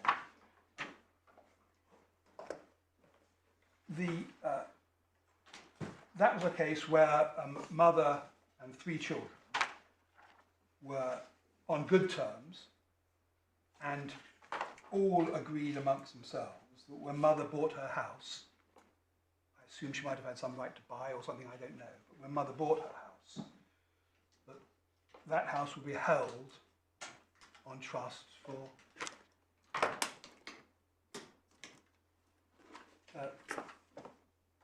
the mother for her lifetime, and then after her death for her 3 children equally.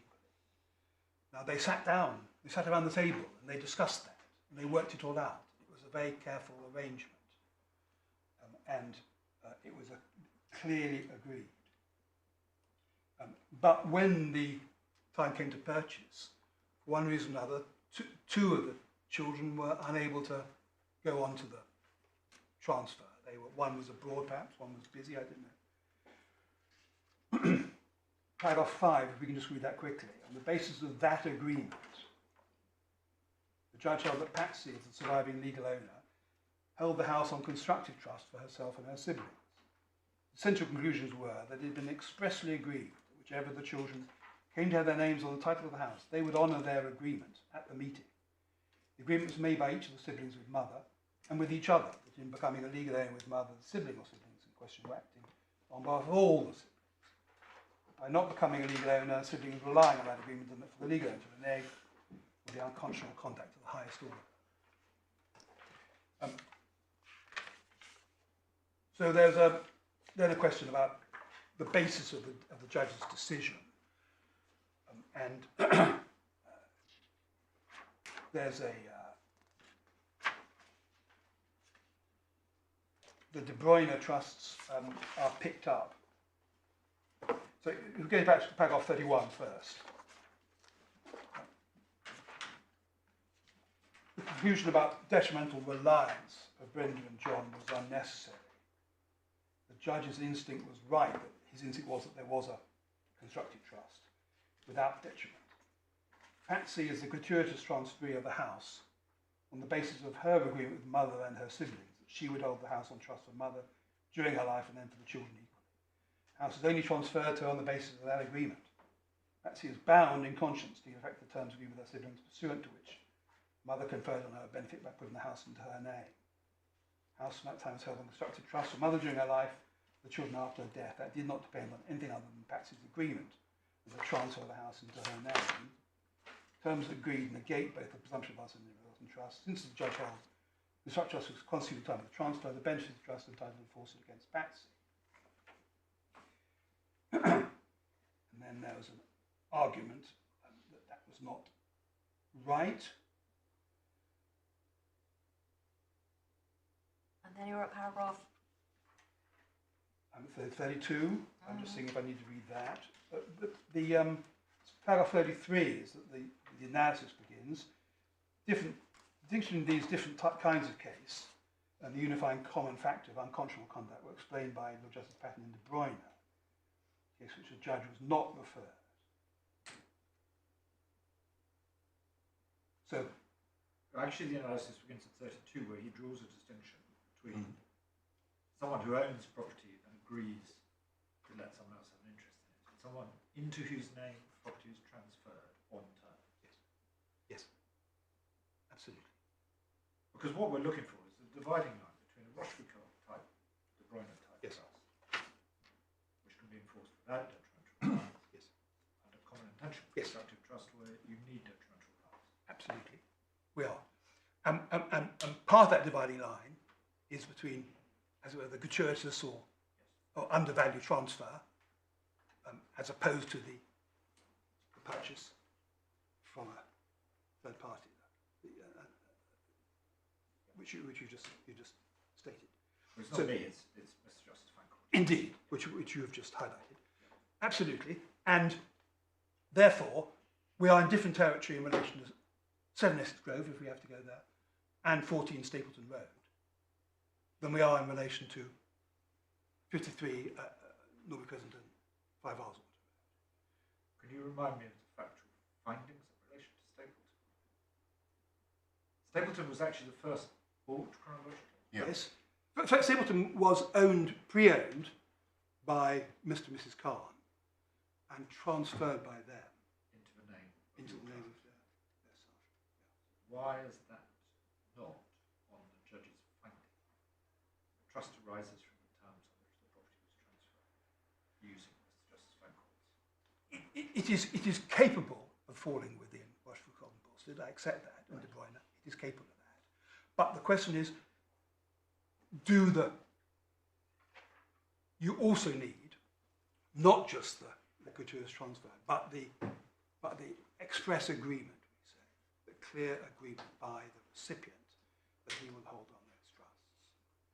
Now, is there a difference between a clear agreement and a common understanding? yes, we What's say that? there is. If two parties commonly understand the same thing, namely that it will go into the name of one of them to hold on trust for somebody, why is that actually any different from an agreement?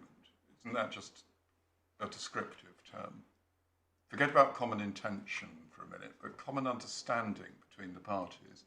Isn't an understanding between the parties in this context just another word for an agreement? Well, with respect, no, an agreement is, an example is this case we're looking at here, Archibald and Alexander.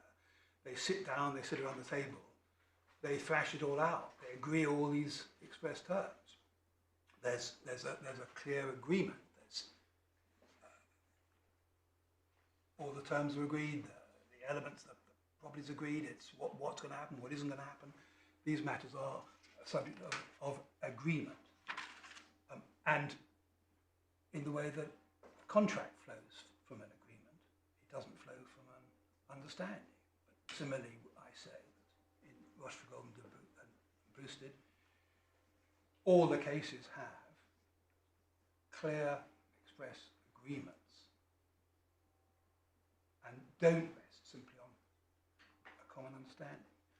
And I mean, I can see that you might have a common understanding where two people just happen to commonly understand the same thing, and they, in that kind of world, you get into all sorts of questions about that's where things like estoppels by convention arise.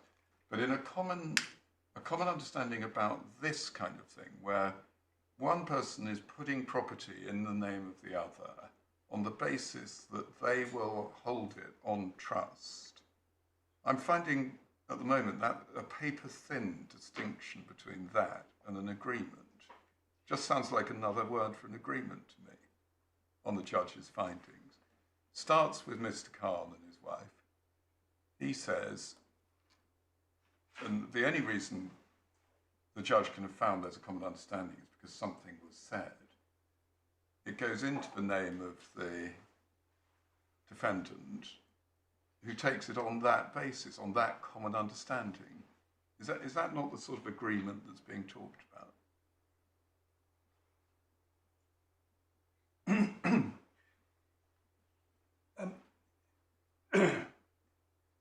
When we look at these cases, whether it's Rochefort and Boosted, which is about an agreement between an estate owner and somebody to purchase it at the value of the mortgage, and to hold for her until it's redeemed. When we look at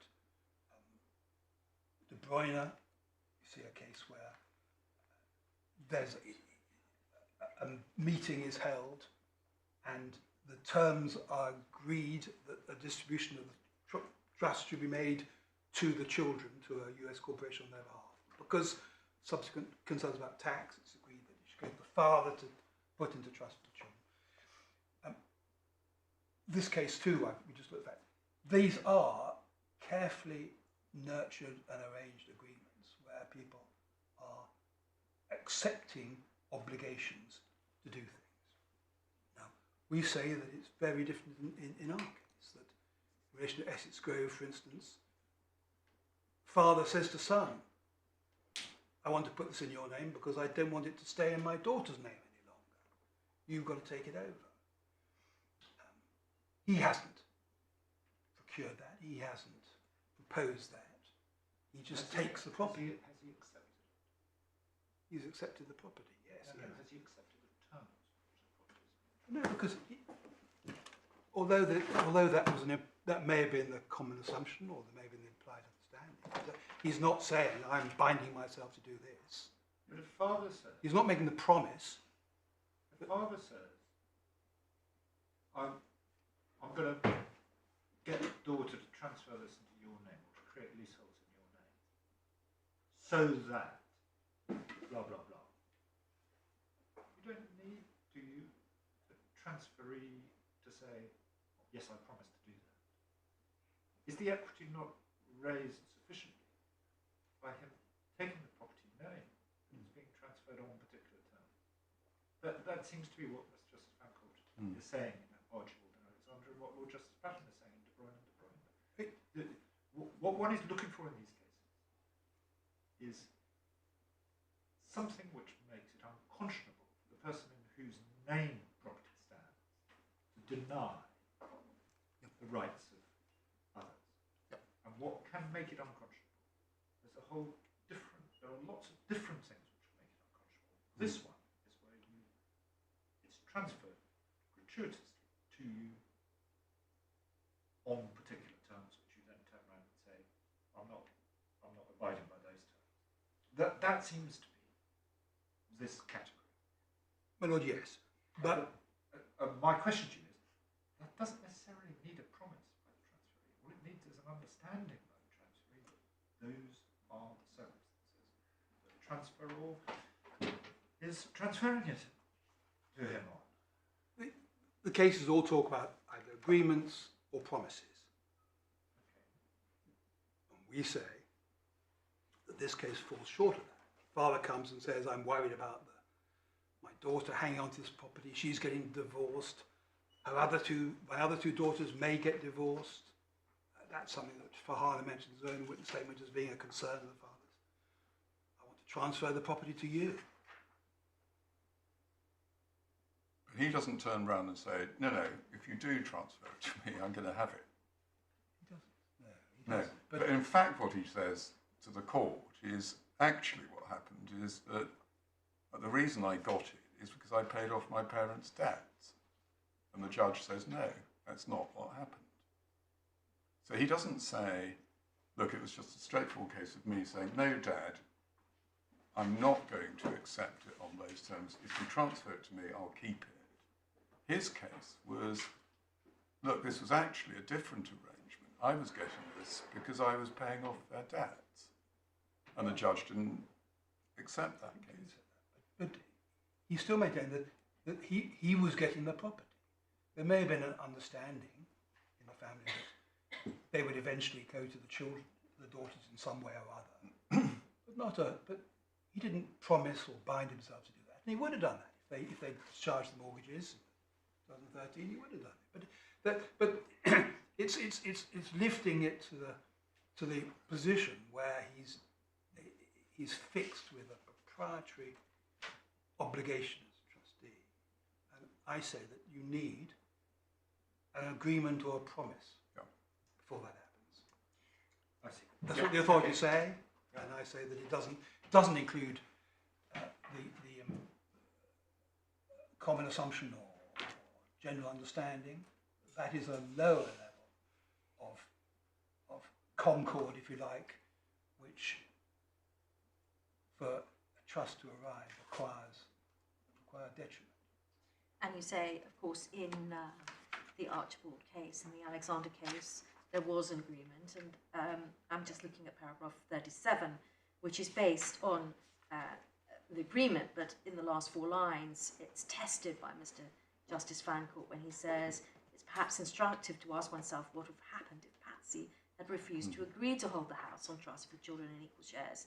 It is, as the judge might have said, self-evident the house would not have been transferred to the sole names of Mother and Patsy in those circumstances. Yes. You hang on agreed, but it's an example, perhaps, that one might lay out here and say, would the property have been transferred to your client's name, unless it was implicit, at least, that he had accepted the terms on which he was holding it?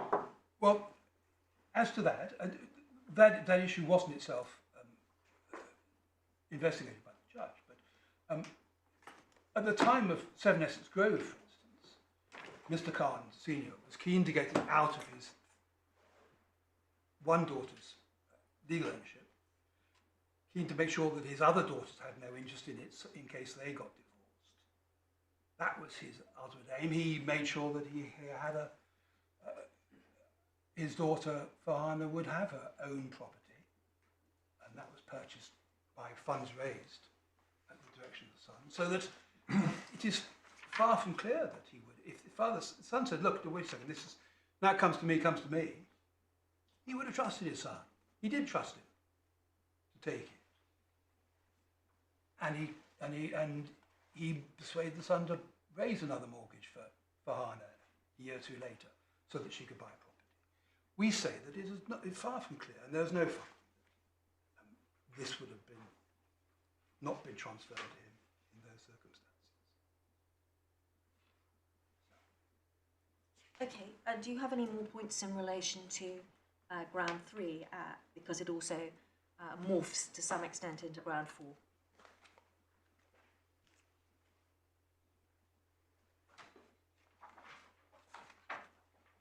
Should I do it together?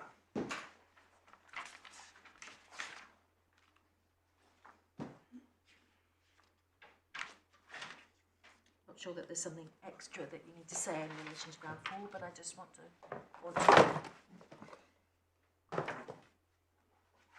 No, ground 4 is essentially just It's an extension of ground. it's a further Yeah. reiteration or confirmation. And so there's nothing more that you need to say about those. No, there isn't. Thank you. But can I just reiterate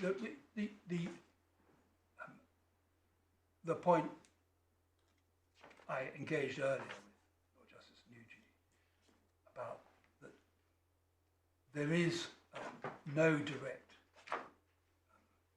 De Bruyne allegation made in relation to the two subsequent properties,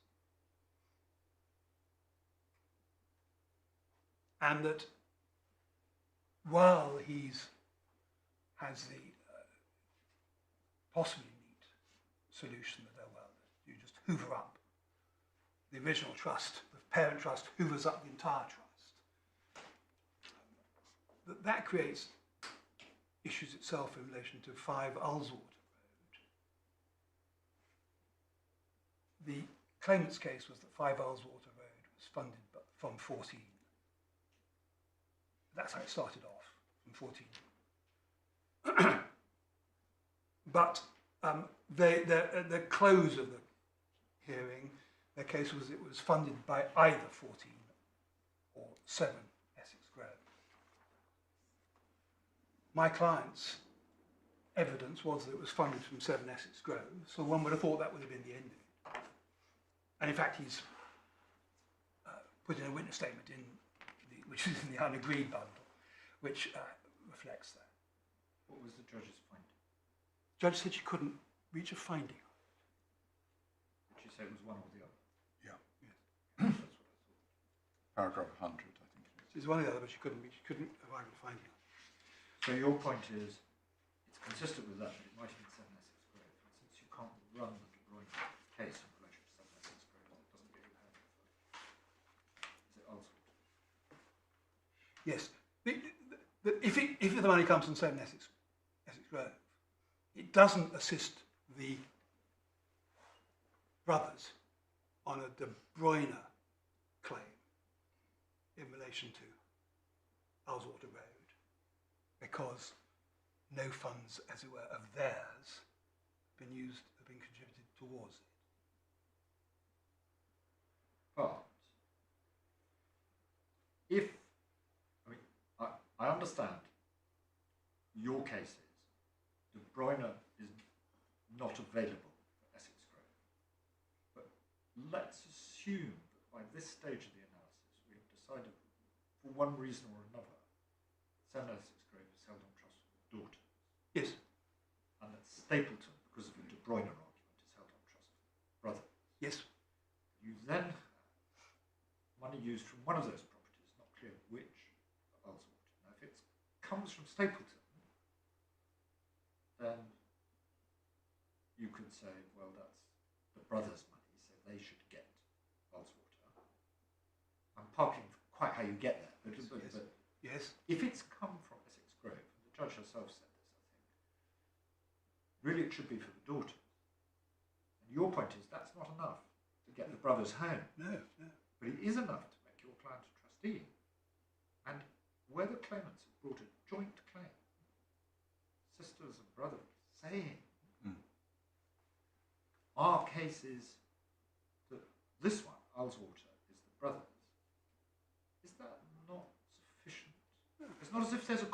distinction between the sisters and brothers? Well, there is, in a sense, because she has declared trust over Ullswater in favour of the three brothers. That's what she did in her judgment. So we're now stuck with this issue about how Yes, but we're going to factor in the funds from 706 Grove.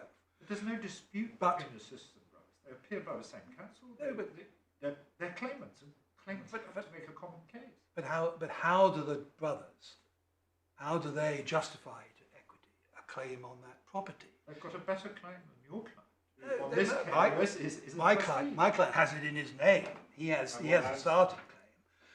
What have they done? They haven't suffered any detriment. No, we're not really talking about detriment. No. This part of the analysis. We're talking about whose money is it? Whose money was used to buy Ullswater? And as I understand the judge's judgment, it's either the brother's money or the sister's money, because it either comes from Stapleton or it comes from yourself. In either case, it's not your client's money. My question is, isn't that enough for the claimants collectively to win? And then it's a matter between them as to who gets it. If they say, well, as far as we're concerned, it's the brothers, isn't that sufficient? No, but with respect, no. Right. Why not? It is said that there was a common intention that it should be owned by the brothers. They can't raise that to the level of De Bruyne because there's been no gratuitous transfer from them or from anybody on their behalf. So they can't get either a common interest constructive trust or De Bruyne constructive trust. So as far as they're concerned, they haven't got any beneficial interest in it. Their sisters trust funds putatively, I'm not conceding it, No, of course. trust funds which belong to the sisters have been putatively used to purchase that, without any intention that they should have the whole interest in it. Nobody ever intended that. In fact, the intention was very different. It wasn't that they should have any interest in it at all. In fact, it was to be used for the brothers. So Nobody gets home because nobody can marry up the intention with the fact. there's no injustice in that, my lord, because they get their money back because it's been used in breach of trust, and they have all the rights to claim and trace. They get their money back, but they had never. Is there even an account in respect of that? I'm sorry? There isn't an account in respect of the use of the monies that went into Ullswater, is there? I thought that any account there was for the use of monies on other things, namely in Mohammed's He own has, name. he has to account for how he has used all the monies that he's borrowed on trust properties. But the claimants are all accepting, as Lord Justice Nugee says, that the sisters are not making a claim to this property. No, they're not. So they have accepted that whatever rights they have are being brought on behalf of all of them, and part of their claim is that it's held for the brothers.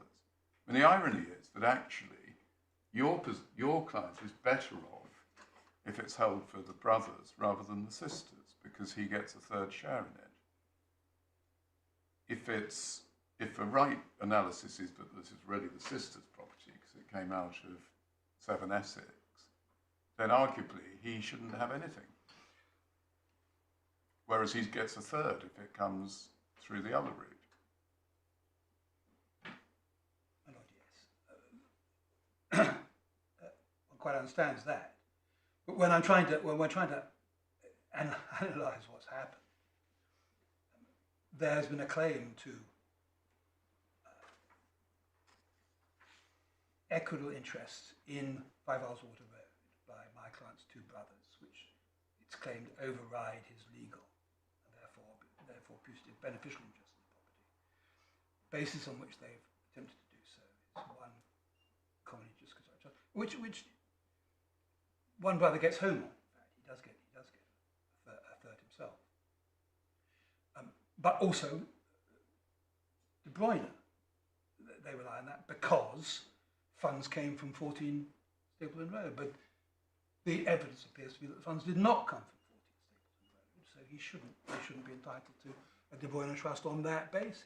And that is logical and a correct analysis, because if the money came from 7 Essex Grove, then the owners of 7 Essex Grove, the beneficial owners, have a right to enforce their claim against that, because the judge held that Mr. Abdul Khan should have taken that into account, and that those are funds that on the surface look like they shouldn't have gone across. So we are, I'm afraid, in that territory. And your point is the findings of fact on that. It's not really a question what the evidence says, it's a question of what the judge's findings are. The judge hasn't made the finding necessary. But, in a sense, she doesn't need to make a finding on it, because the claimants argue 2 alternatives, and we accept one of them. And we say, yes, it came from the 7 Essex Grove. 14 Stapleton Road, as the evidence had it, wasn't remortgaged until a few weeks after the purchase of it. But, and we've got a witness statement in which says that the 7 Essex Grove funds were used to do that. So that, although there's no finding, I don't object to the fact she hasn't made a finding and say, well, there's no finding, so you can't decide anything. I say that our admission... I don't think I've picked that up. Is there an admission that the money came from Essex Grove? Oh yeah, that was our client's evidence, yes. Right. Absolutely right. Absolutely right. The fund for the deposit for that property came from Essex Grove. And so why do we have the paragraph 100 in the form that it's in? It just says funds came either from 7 Essex Grove or 14 Stapleton Road. If there was a concession or an admission, why isn't it reflected there? I hope somewhere early in the judgment she says it's my client's evidence that it came from 7 Essex Grove. Yes, she does, in paragraph 100. Yes, she does. The defendant said... In his witness statement. But then she says... but no evidence to support that statement. Well, no, don't think we could find the documents about the remortgage, which had taken place quite a long time before. But he gave that, having given that evidence, they start off on Stapleton Road, but then their case now allows for the possibility it may have come from either of the two, at Mr. Khan's direction on each occasion. Depends on what it says it came from the mortgage of 7 Essex Grove. I do not know. I mean, I wasn't there. I wasn't involved, so I can't help you. But I cannot see why the judge didn't just say, "Well, I accept it came from 7 Essex Grove." It would be the obvious result. And he does say he should, of course, have taken into account the beneficiary in 7 Essex Grove was not the same as for the other properties. Well, he didn't have to do that if it didn't come from 7 Essex Grove. So it rather suggests that she felt that it did come from 7 Essex Grove. I mean, what the judge found here is that the money didn't come from your client, and also that Mr. Khan was clear that this was to be held for the sons, because she says that elsewhere. So the basis on which, this, as far as your client was concerned, it was a gratuitous transaction on the basis that it would be held for the sons. That's what the judge found. Is that right? Yeah, well, yes, I mean, that was the assumption. That was the general understanding, yes. But we say it came from 7 Essex Grove. It was an outright payment to our client. Our client believed he was the owner of it, although he had his brother's potential interests in mind, as it were, as the next head of the family, perhaps, I don't know. But what we're trying to see, my Lord, with great respect, is how you can justify the finding of a De Bruyne trust in favour of individuals who have not funded the transfer at all, not subsidised the transfer themselves, and where those funds have, Mr. Khan's direction, come in from, as it were, from the third party. How does that establish a De Bruyne trust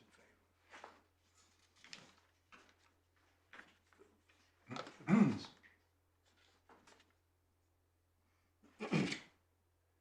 particularly where one has to consider, is it unconscionable for my client to retain ownership of that property? To which one says, I would say no, because he is under an obligation, it appears, to repay the monies back to the trust of 7 Essex Grove. And that itself will remedy any injustice or lack of conscience.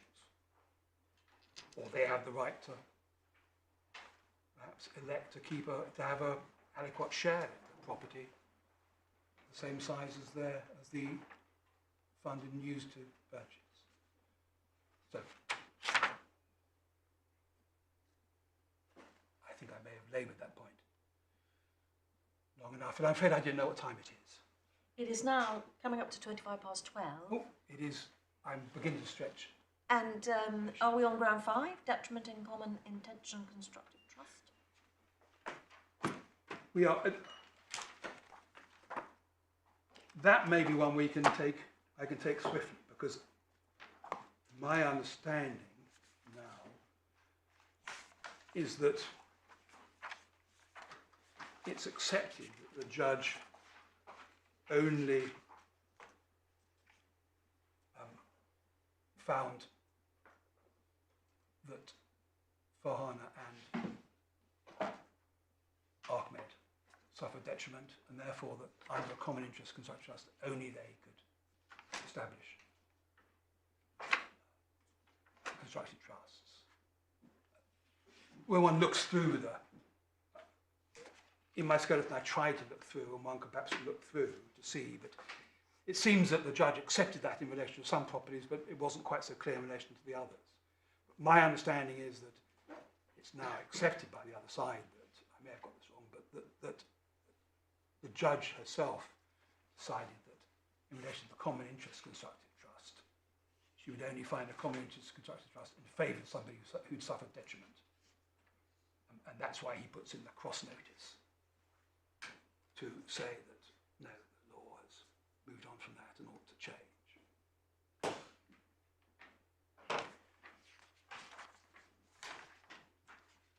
Does this apply to all 4 properties?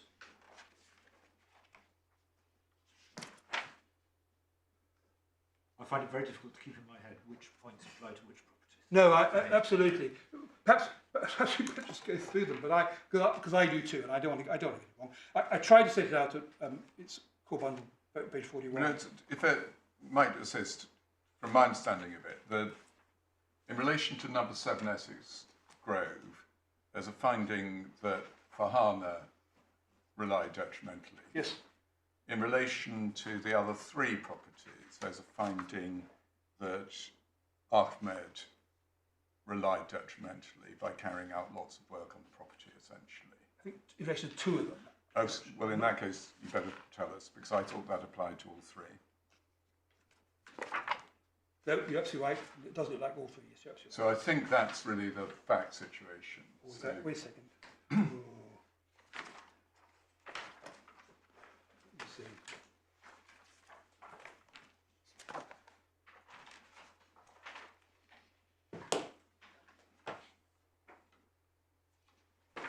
No, I'm sorry.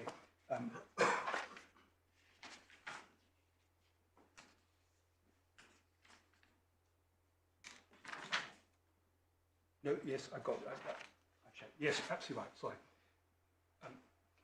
The other 3, just Ahmed. Yeah. And so, as it were, the only point which is left in the air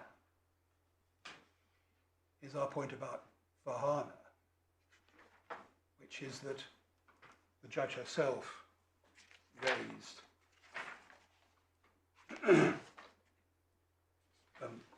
the question about the property that was bought for Farhana.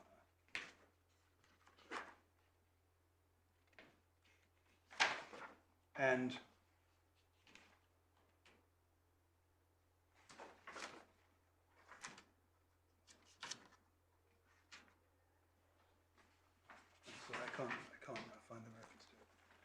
So this is paragraph 28, is it, of the judgment, where the judge raises this I'm very grateful. as a point. And it's to do with the acquisition of If to 49 the extent that Middlesex. Farmer suffered any detriment, his position is that it was more than constable for the acquisition of 49 Middlesex Road for her to occupy, and its subsequent transfer into her name without it to repay the deposit of the defendant. These things have to be looked at in the round. It's very difficult to know. We don't know the comparative values of these, but having raised that particular point, the judge then never deals with it. And we had this.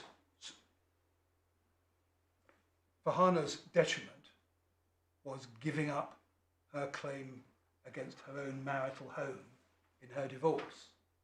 That's a finding of fact, and you're not appealing that. The factual finding, that's what she did. Yeah. But because she gave up that marital interest, her father thought that that was not fair and bought her, or arranged for her to buy, with my client providing the funds from 7 years ago, 49 Middlesex Road, or whatever it's called. So that he responded to that loss by providing accommodation for her, which she moved into and which she now owns. So we said that when you look at that loss of a marital interest, it appears to have been rebalanced by the father, who is the man who is dealing with all these things, by the purchase that he requires to be effected at 49 Middlesex Road. We can't make factual findings. So what are you asking us to do? Say the judge didn't give adequate reasons. I mean, the judge clearly finds in 111, Yep. which is under this issue, Yep. Fahana acted to her detriment when she gave up her interest in the matrimonial home. So that's a finding of fact. Yes. You don't dispute that that's what actually happened. No. You invite us to say she hasn't dealt with your point about the compensatory property in Middlesex. So there aren't adequate reasons for that conclusion, Yes. and it needs to be sent back for a retrial. Or, Well, so what are you actually asking us to do? no, but Because I I wouldn't feel comfortable, and I don't think you can ask us to No, but- conclude that there was no detriment, or rather that any detriment had already been compensated. no. Fahana must show detriment in order to raise a commodities constructive trust. She has shown a type of detriment, the giving up of her marital interest in the property, which is capable of having some causative connection, giving rise to constructive trust. But there is still the issue. She has this other property which her father gave her to compensate for having lost her interest in the marital home. Can you say that with that still live issue, and with it not having been resolved by the judge, can you say that there has been a sufficient detriment for constructive trust to have arisen? I mean, that road, sorry, I'm looking now at paragraph 16 of the judgment. So there's 49 Middlesex Road was actually purchased using monies raised against 7 Essex Grove. Yes. And it was 2 years later, is that Yes. right? Yes. So it was 2 years after the property went out of her. So that property was actually purchased using Funds from there. 7 Essex Grove itself. Yes. So it wasn't like a separate No, but, acquisition of property. no, but it was at a time when the father had his life interest, if you Yeah. look at the judge, and she only had a prospective right to inherit at some point in the future. So he was releasing funds for her benefit from that trust. So it wasn't like it wasn't. I think your lordship was working towards suggesting that her own funds were being used to purchase it. So how could that be a detriment? Or if it was something between her and her sisters. Well, it seems to be something between her and her own sisters. And it's 2 years after she gave up the title to the property, which is the thing that the judge said was detrimental reliance. The giving up the title of the property wasn't detrimental reliance, because she merely had the... Oh, no, it was Trustee. not. Sorry, it was not claiming the matrimonial. Not claiming debt. any interest in the But that was in matrimonial, 2005, wasn't it? Or was seems to be around about 2005. Yes. So I've that- got 12. But her father said to her at that time, since you are giving that up, I'm going to have to see if I can't. Her own witness statement, I think, dealt with that, linked them together. And so we say that actually the detriment, the father who controlled everything and was the fount from where the funds came in the first place and was in charge of the family.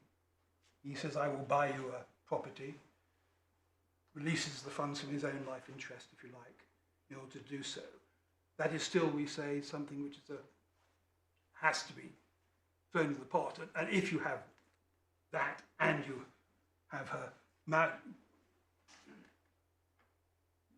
giving up interest in the marital property, put the two together, she can't show that she suffered overall a detriment.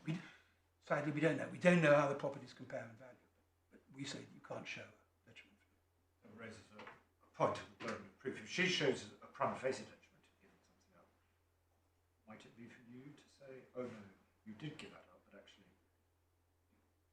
it's been compensated for? Or is it for her to say, overall? It's for her to establish her detriment. Yes, Anyway, can I go back to what you were asking us to do? Were you asking us to find that she hasn't made out her case, or were you asking us to send it back? Yeah, she hasn't made out a case, and And therefore therefore, a finding that there's detriment is, on the judge's own analysis, incomplete and imperfect and does not satisfy. her claim fails. Yeah. But at least that avoids prospect of retrial.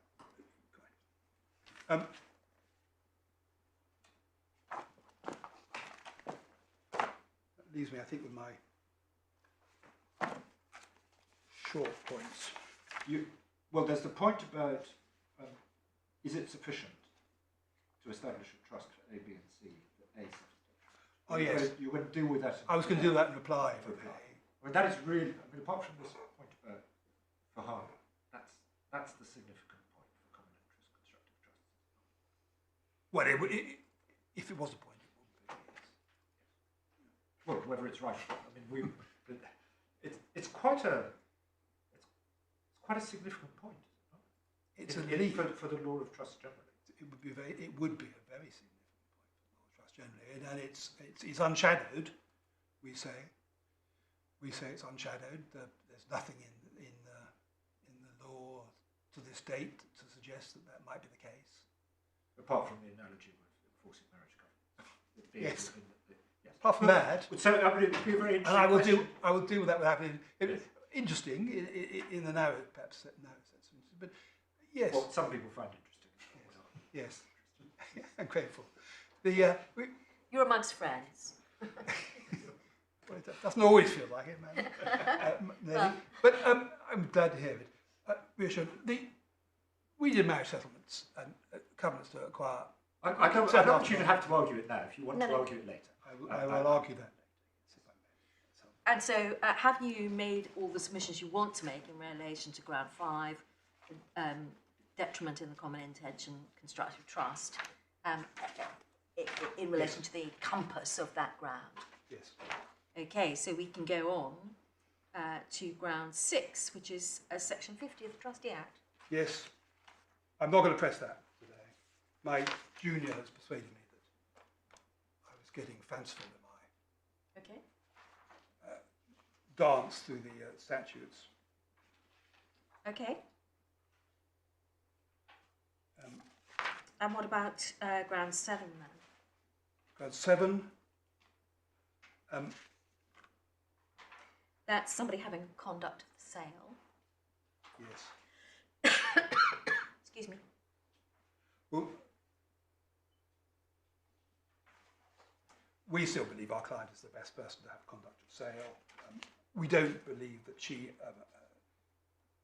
advanced any particular reasons which will which outweigh the advantages, we think, of him actually being in charge of the sales. And we were disappointed that they gave it to a firm of solicitors who, because they got a trust corporation, are going to have to. It will be more expensive.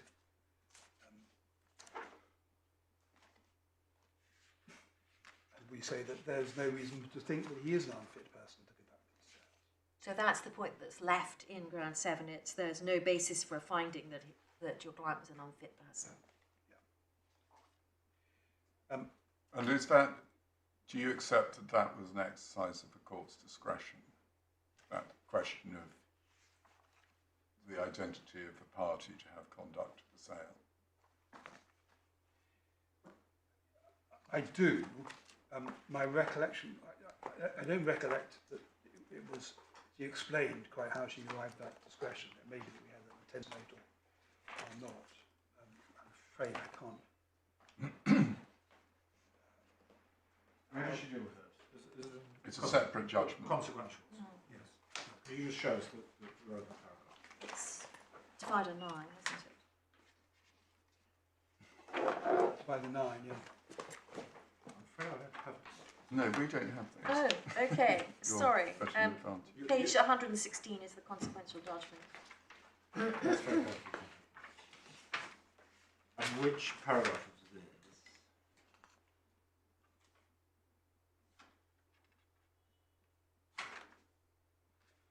It looks like it's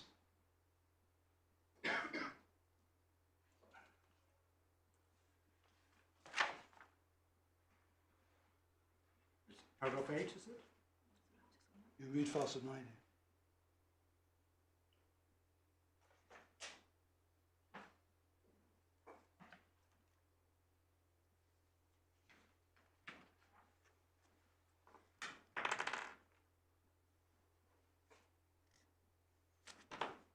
No, Possibly paragraph 5.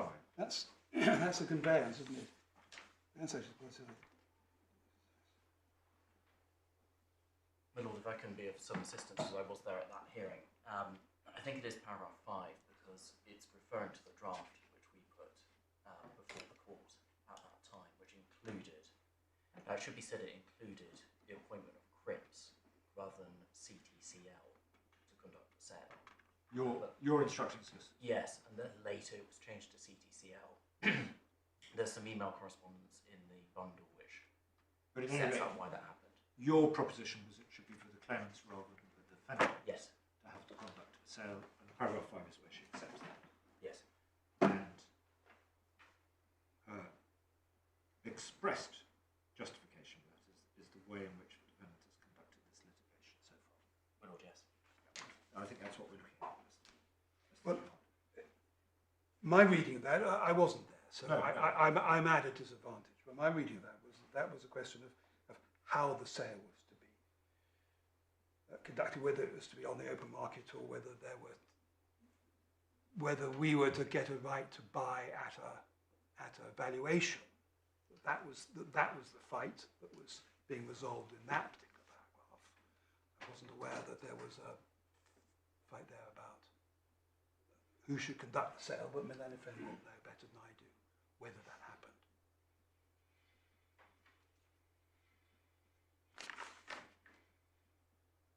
But I accept that she does say nature of relationship between the parties and the way in which my client has conducted the litigation would be factors. I accept those would be factors which would be themselves also equally valid.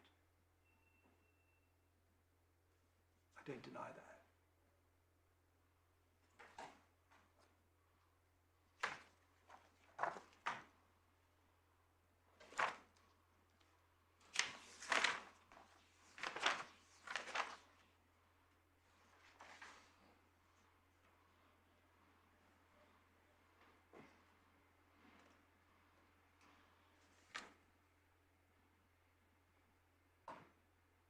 It may be that after my learned friend has addressed you, I'll have a better idea of what went on and I can add some more in response, but I don't want to spend more time on that now.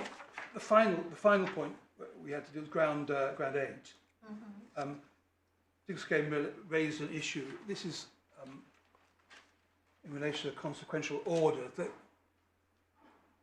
the judge below made orders that there should be an account of what rent was received by my client from the various properties. And she ordered that expert evidence should be obtained of what the market rents should have been. And we say that that itself is an order she shouldn't have made. She was entitled to make an order for an account of the rents, absolutely. But although the particular claim raised a potential breach of trust, no specific allegations were pleaded or raised. No evidence was adduced at trial to support the allegation of potential breach of trust. There was no expert evidence to say.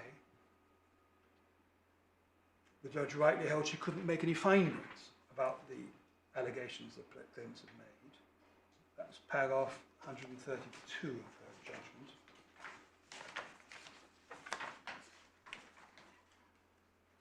See that? Paragraph 132. The defendant is liable to account for rental income received by him. Yes. The evidence appears to show that Purple Panda has benefited from a discount for a longer period than might be expected. Well, there's no actual expert evidence of that. It was a 6-month period where they got half rent, but there's no suggestion that that is actually necessarily a longer period. It was suggested it might be, but no evidence to that effect. In the absence of evaluations, I cannot make any definite finding on that point. Indeed, that's absolutely right. I can also make no finding respecting the appropriate level of rent for the other properties for the same reason. So, having said that matters were raised as possibility, she was unable to make findings on them. We say that should have been ended. The trial is the trial, it's not the rehearsal. And there's a difference between an account of what you have received and an account of what you should have received. Yes, very different account. In fact, you don't get to an account of what you should have received until you prove that there should have been something more. At least one instance of willful default, is that? Sorry? At least one instance of willful default? Yeah. I have in the back of my mind a memory that for an account on the footing of will, I mean, this is Daniel's Chancery Practice 1854. I mean, yep. You get an account as a right against the trustee. Yes. Of the trust income and expenses. Yes. Which you can then surcharge and falsify. Yes. But to get an account on the footing of willful default is a different creature. You have to prove breach of trust. Plead and prove at least one instance. Breach of trust, yes. That's your point? Yes, it is. Is it as simple as that? Yes, it is. There may be another point as well, which is, I'm just looking at the order that the judge actually made, which I think the relevant bits are at 88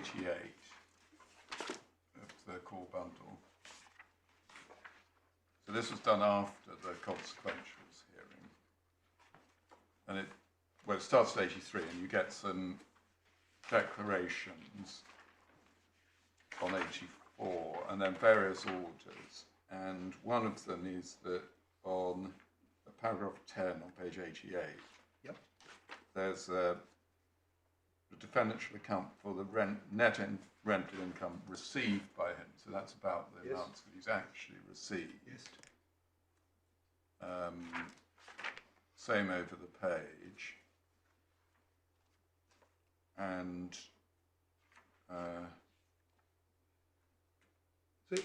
then there's a thing about the mortgage advances and things. And then the bit about expert evidence. Where's that? That's 12. It goes from 12 down to 17. Yeah. But without ordering an account, without a finding that there is or ordering an account. Or ordering an account. So it's like it's a preliminary to another further question. Yeah. Because the only order of an account at the moment seems to be of the rent actually received. Yes. Rather than the rent yes. that would have been received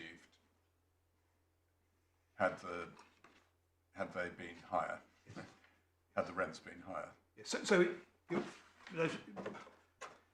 Lord, you're absolutely right. It's not just that it's there is no pleading and proof and finding of breach of trust which would lead to an account on basis of willful default. There's not even an account there. It's all been left as something that can be somehow dealt with down the line. And that's suggested in 12 itself, from the date on which you became legal owner to the date of the final hearing of the account. Suggests it's in the future. But also I'm looking at the pleading and the prayer, which is at 152 of the bundle, and it's seeking various declarations and orders for sale, and at 11 that accounts are provided, and then declarations, orders, and at 15 accounts provided. But there's no, what I'm looking for is that there's no mention of account on the basis of willful default. No. No, I'm grateful. You have the point.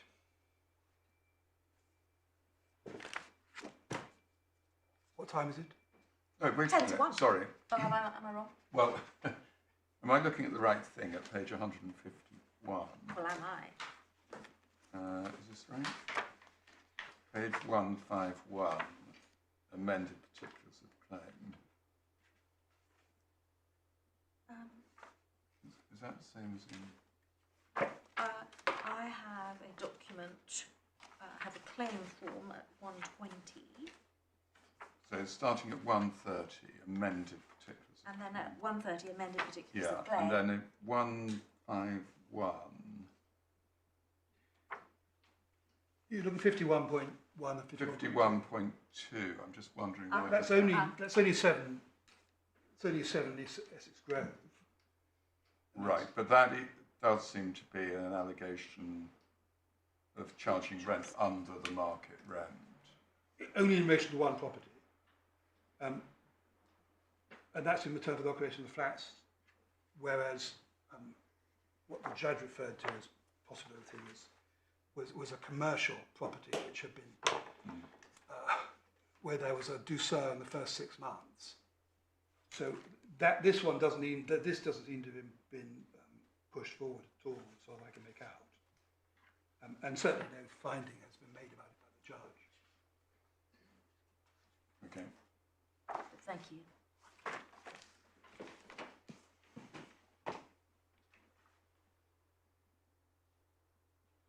You can see I've been trying to sit down for a minute or two.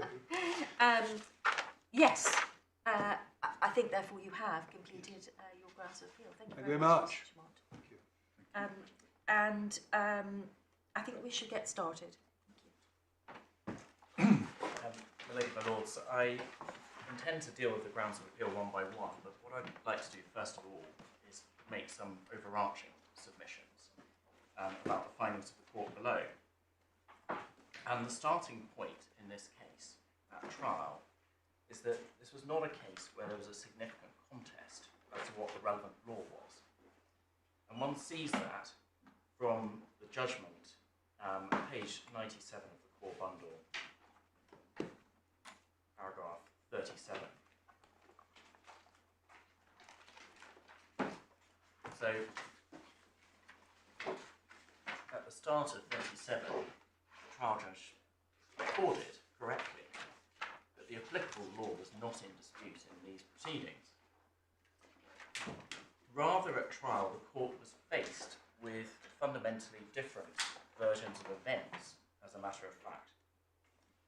And it was the claimant's position that it was always intended that 14 Stapleton Road, 53 Norbury Crescent, and 5 Allswater Road should be held on trust for Abdul for life, remained to the 3 brothers, as I'll call them, and that 7 Essex Grove was held from the time of its purchase in 1998 to the time of the creation of the leaseholds in 2005 and thereafter on trust for Abdul for life, remained to the 3 sisters. If we look at page 96 of the core bundle, we see that the trial judge records there what the defendant's case was. And it's at paragraph 27. And she says in the second line there, in essence, his case is that Mr. Khan always intended that he, as the eldest son, should be the beneficial owner of the properties, and that the various transactions were all carried out with that end in view. He denies that any of the claimants have any entitlement to the properties. Then at 29, he denies the existence of any constructive or express trust. But the reality, following a 9-day trial and the judge hearing from 13 witnesses, is that Mohammed's case on the facts was comprehensively rejected. And in relation to each of the properties, the trial judge concluded that the intention was that the properties would be held on trust in the way that the claimants alleged. In the course of doing so, the trial judge held, and one sees this at various places in the judgment, that Mohammed's evidence in relation to the properties was implausible or fabricated in a number of respects. And you would have seen that we said that the way in which Mohammed has behaved in relation to the properties is perhaps best summarised by the judgment of Mr. Justice Raja in relation to the injunction application. And one sees that in our bundle of unagreed documents, page 75. Do we have a bundle of unagreed documents? I don't think I've got that. I don't. No. I think we do have a spare copy at least. If it's unagreed, do you need to ask us for permission to put it in? Yes, where so are we? We have an application in relation to that, Lord. So we say that the material in the unagreed documents bundle is relevant in particular to grounds 6 and 7. And we say that because obviously that goes to, I mean, I see that my other friends conceded ground 6 now, but ground 7 in relation to conduct of the sale, Yes. our position is that very much that is the court here reviewing the exercise of a discretion. But if the court was looking at the matter afresh in relation to the defendant's conduct and is he the appropriate person to conduct the sales, then it should have regard to the material that's in the unagreed documents bundle, and in particular the judgment of Mr. Justice Raja. Let's put that on the shelf for a moment, because I don't think in relation to what you're saying now, which is that all of the position, the case of Ahmed was rejected by the judge, we need to look at Mr. Justice Raja. That is icing on your cake at the moment, is it not? Yes, I mean, we just say that what he does is he summarises the position quite pithily, in that what he says is things have to be looked differently at following the judgment of Ms. Salimi. Her findings mean that Mr. Khan did all these things, knowing fully well that these properties did not belong to him and they were held on trust for others. He's denied the trust, misappropriated the assets and dealt with them as his own.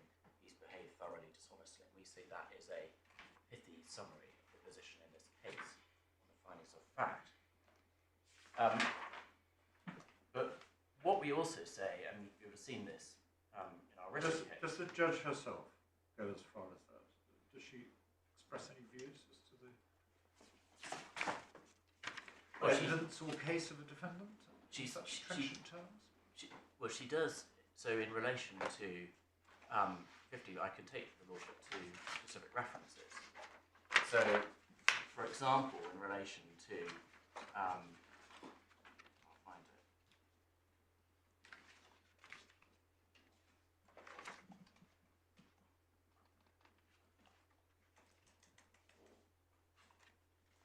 In fact, what we did is we put a list of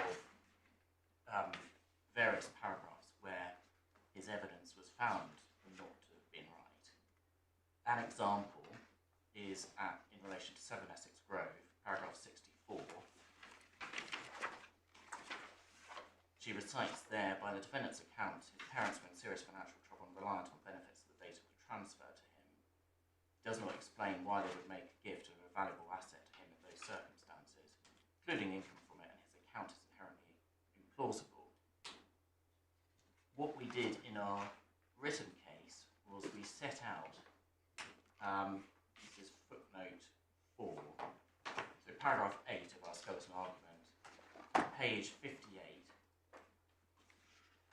Right at the end of paragraph 8, we say, the trial judge rejected the appellant's evidence as to the beneficial ownership of the properties and related matters, holding it was implausible or fabricated in a number of respects. And then I don't propose to go through all of them now, but there is a list there at footnote 4 of the various times where that occurred, we say. Thank you. And we say that this case took place also against the background of very significant documentary evidence. So firstly, the 2013 email, as I call it, which couldn't be clearer in saying that St Essex Grove was held in trust. And then secondly, your lordships would have seen reference to WhatsApp messages, which were exchanged in 2020, actually only shortly before the litigation began in terms of pre-action correspondence, where it was clear that the defendant was accepting, the judge found this, that he was a trustee of the properties, all 4 properties.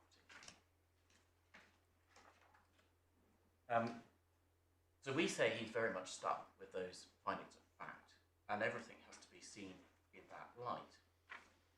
When then one comes to ground 1, which is section 53(1)(b), what I propose to do is start by looking at the law in the area. So the starting point. Well, maybe this is a good time Yes. to stop. We'll begin on section 53(1)(b) at 2 p.m. Thank you, Mr. East.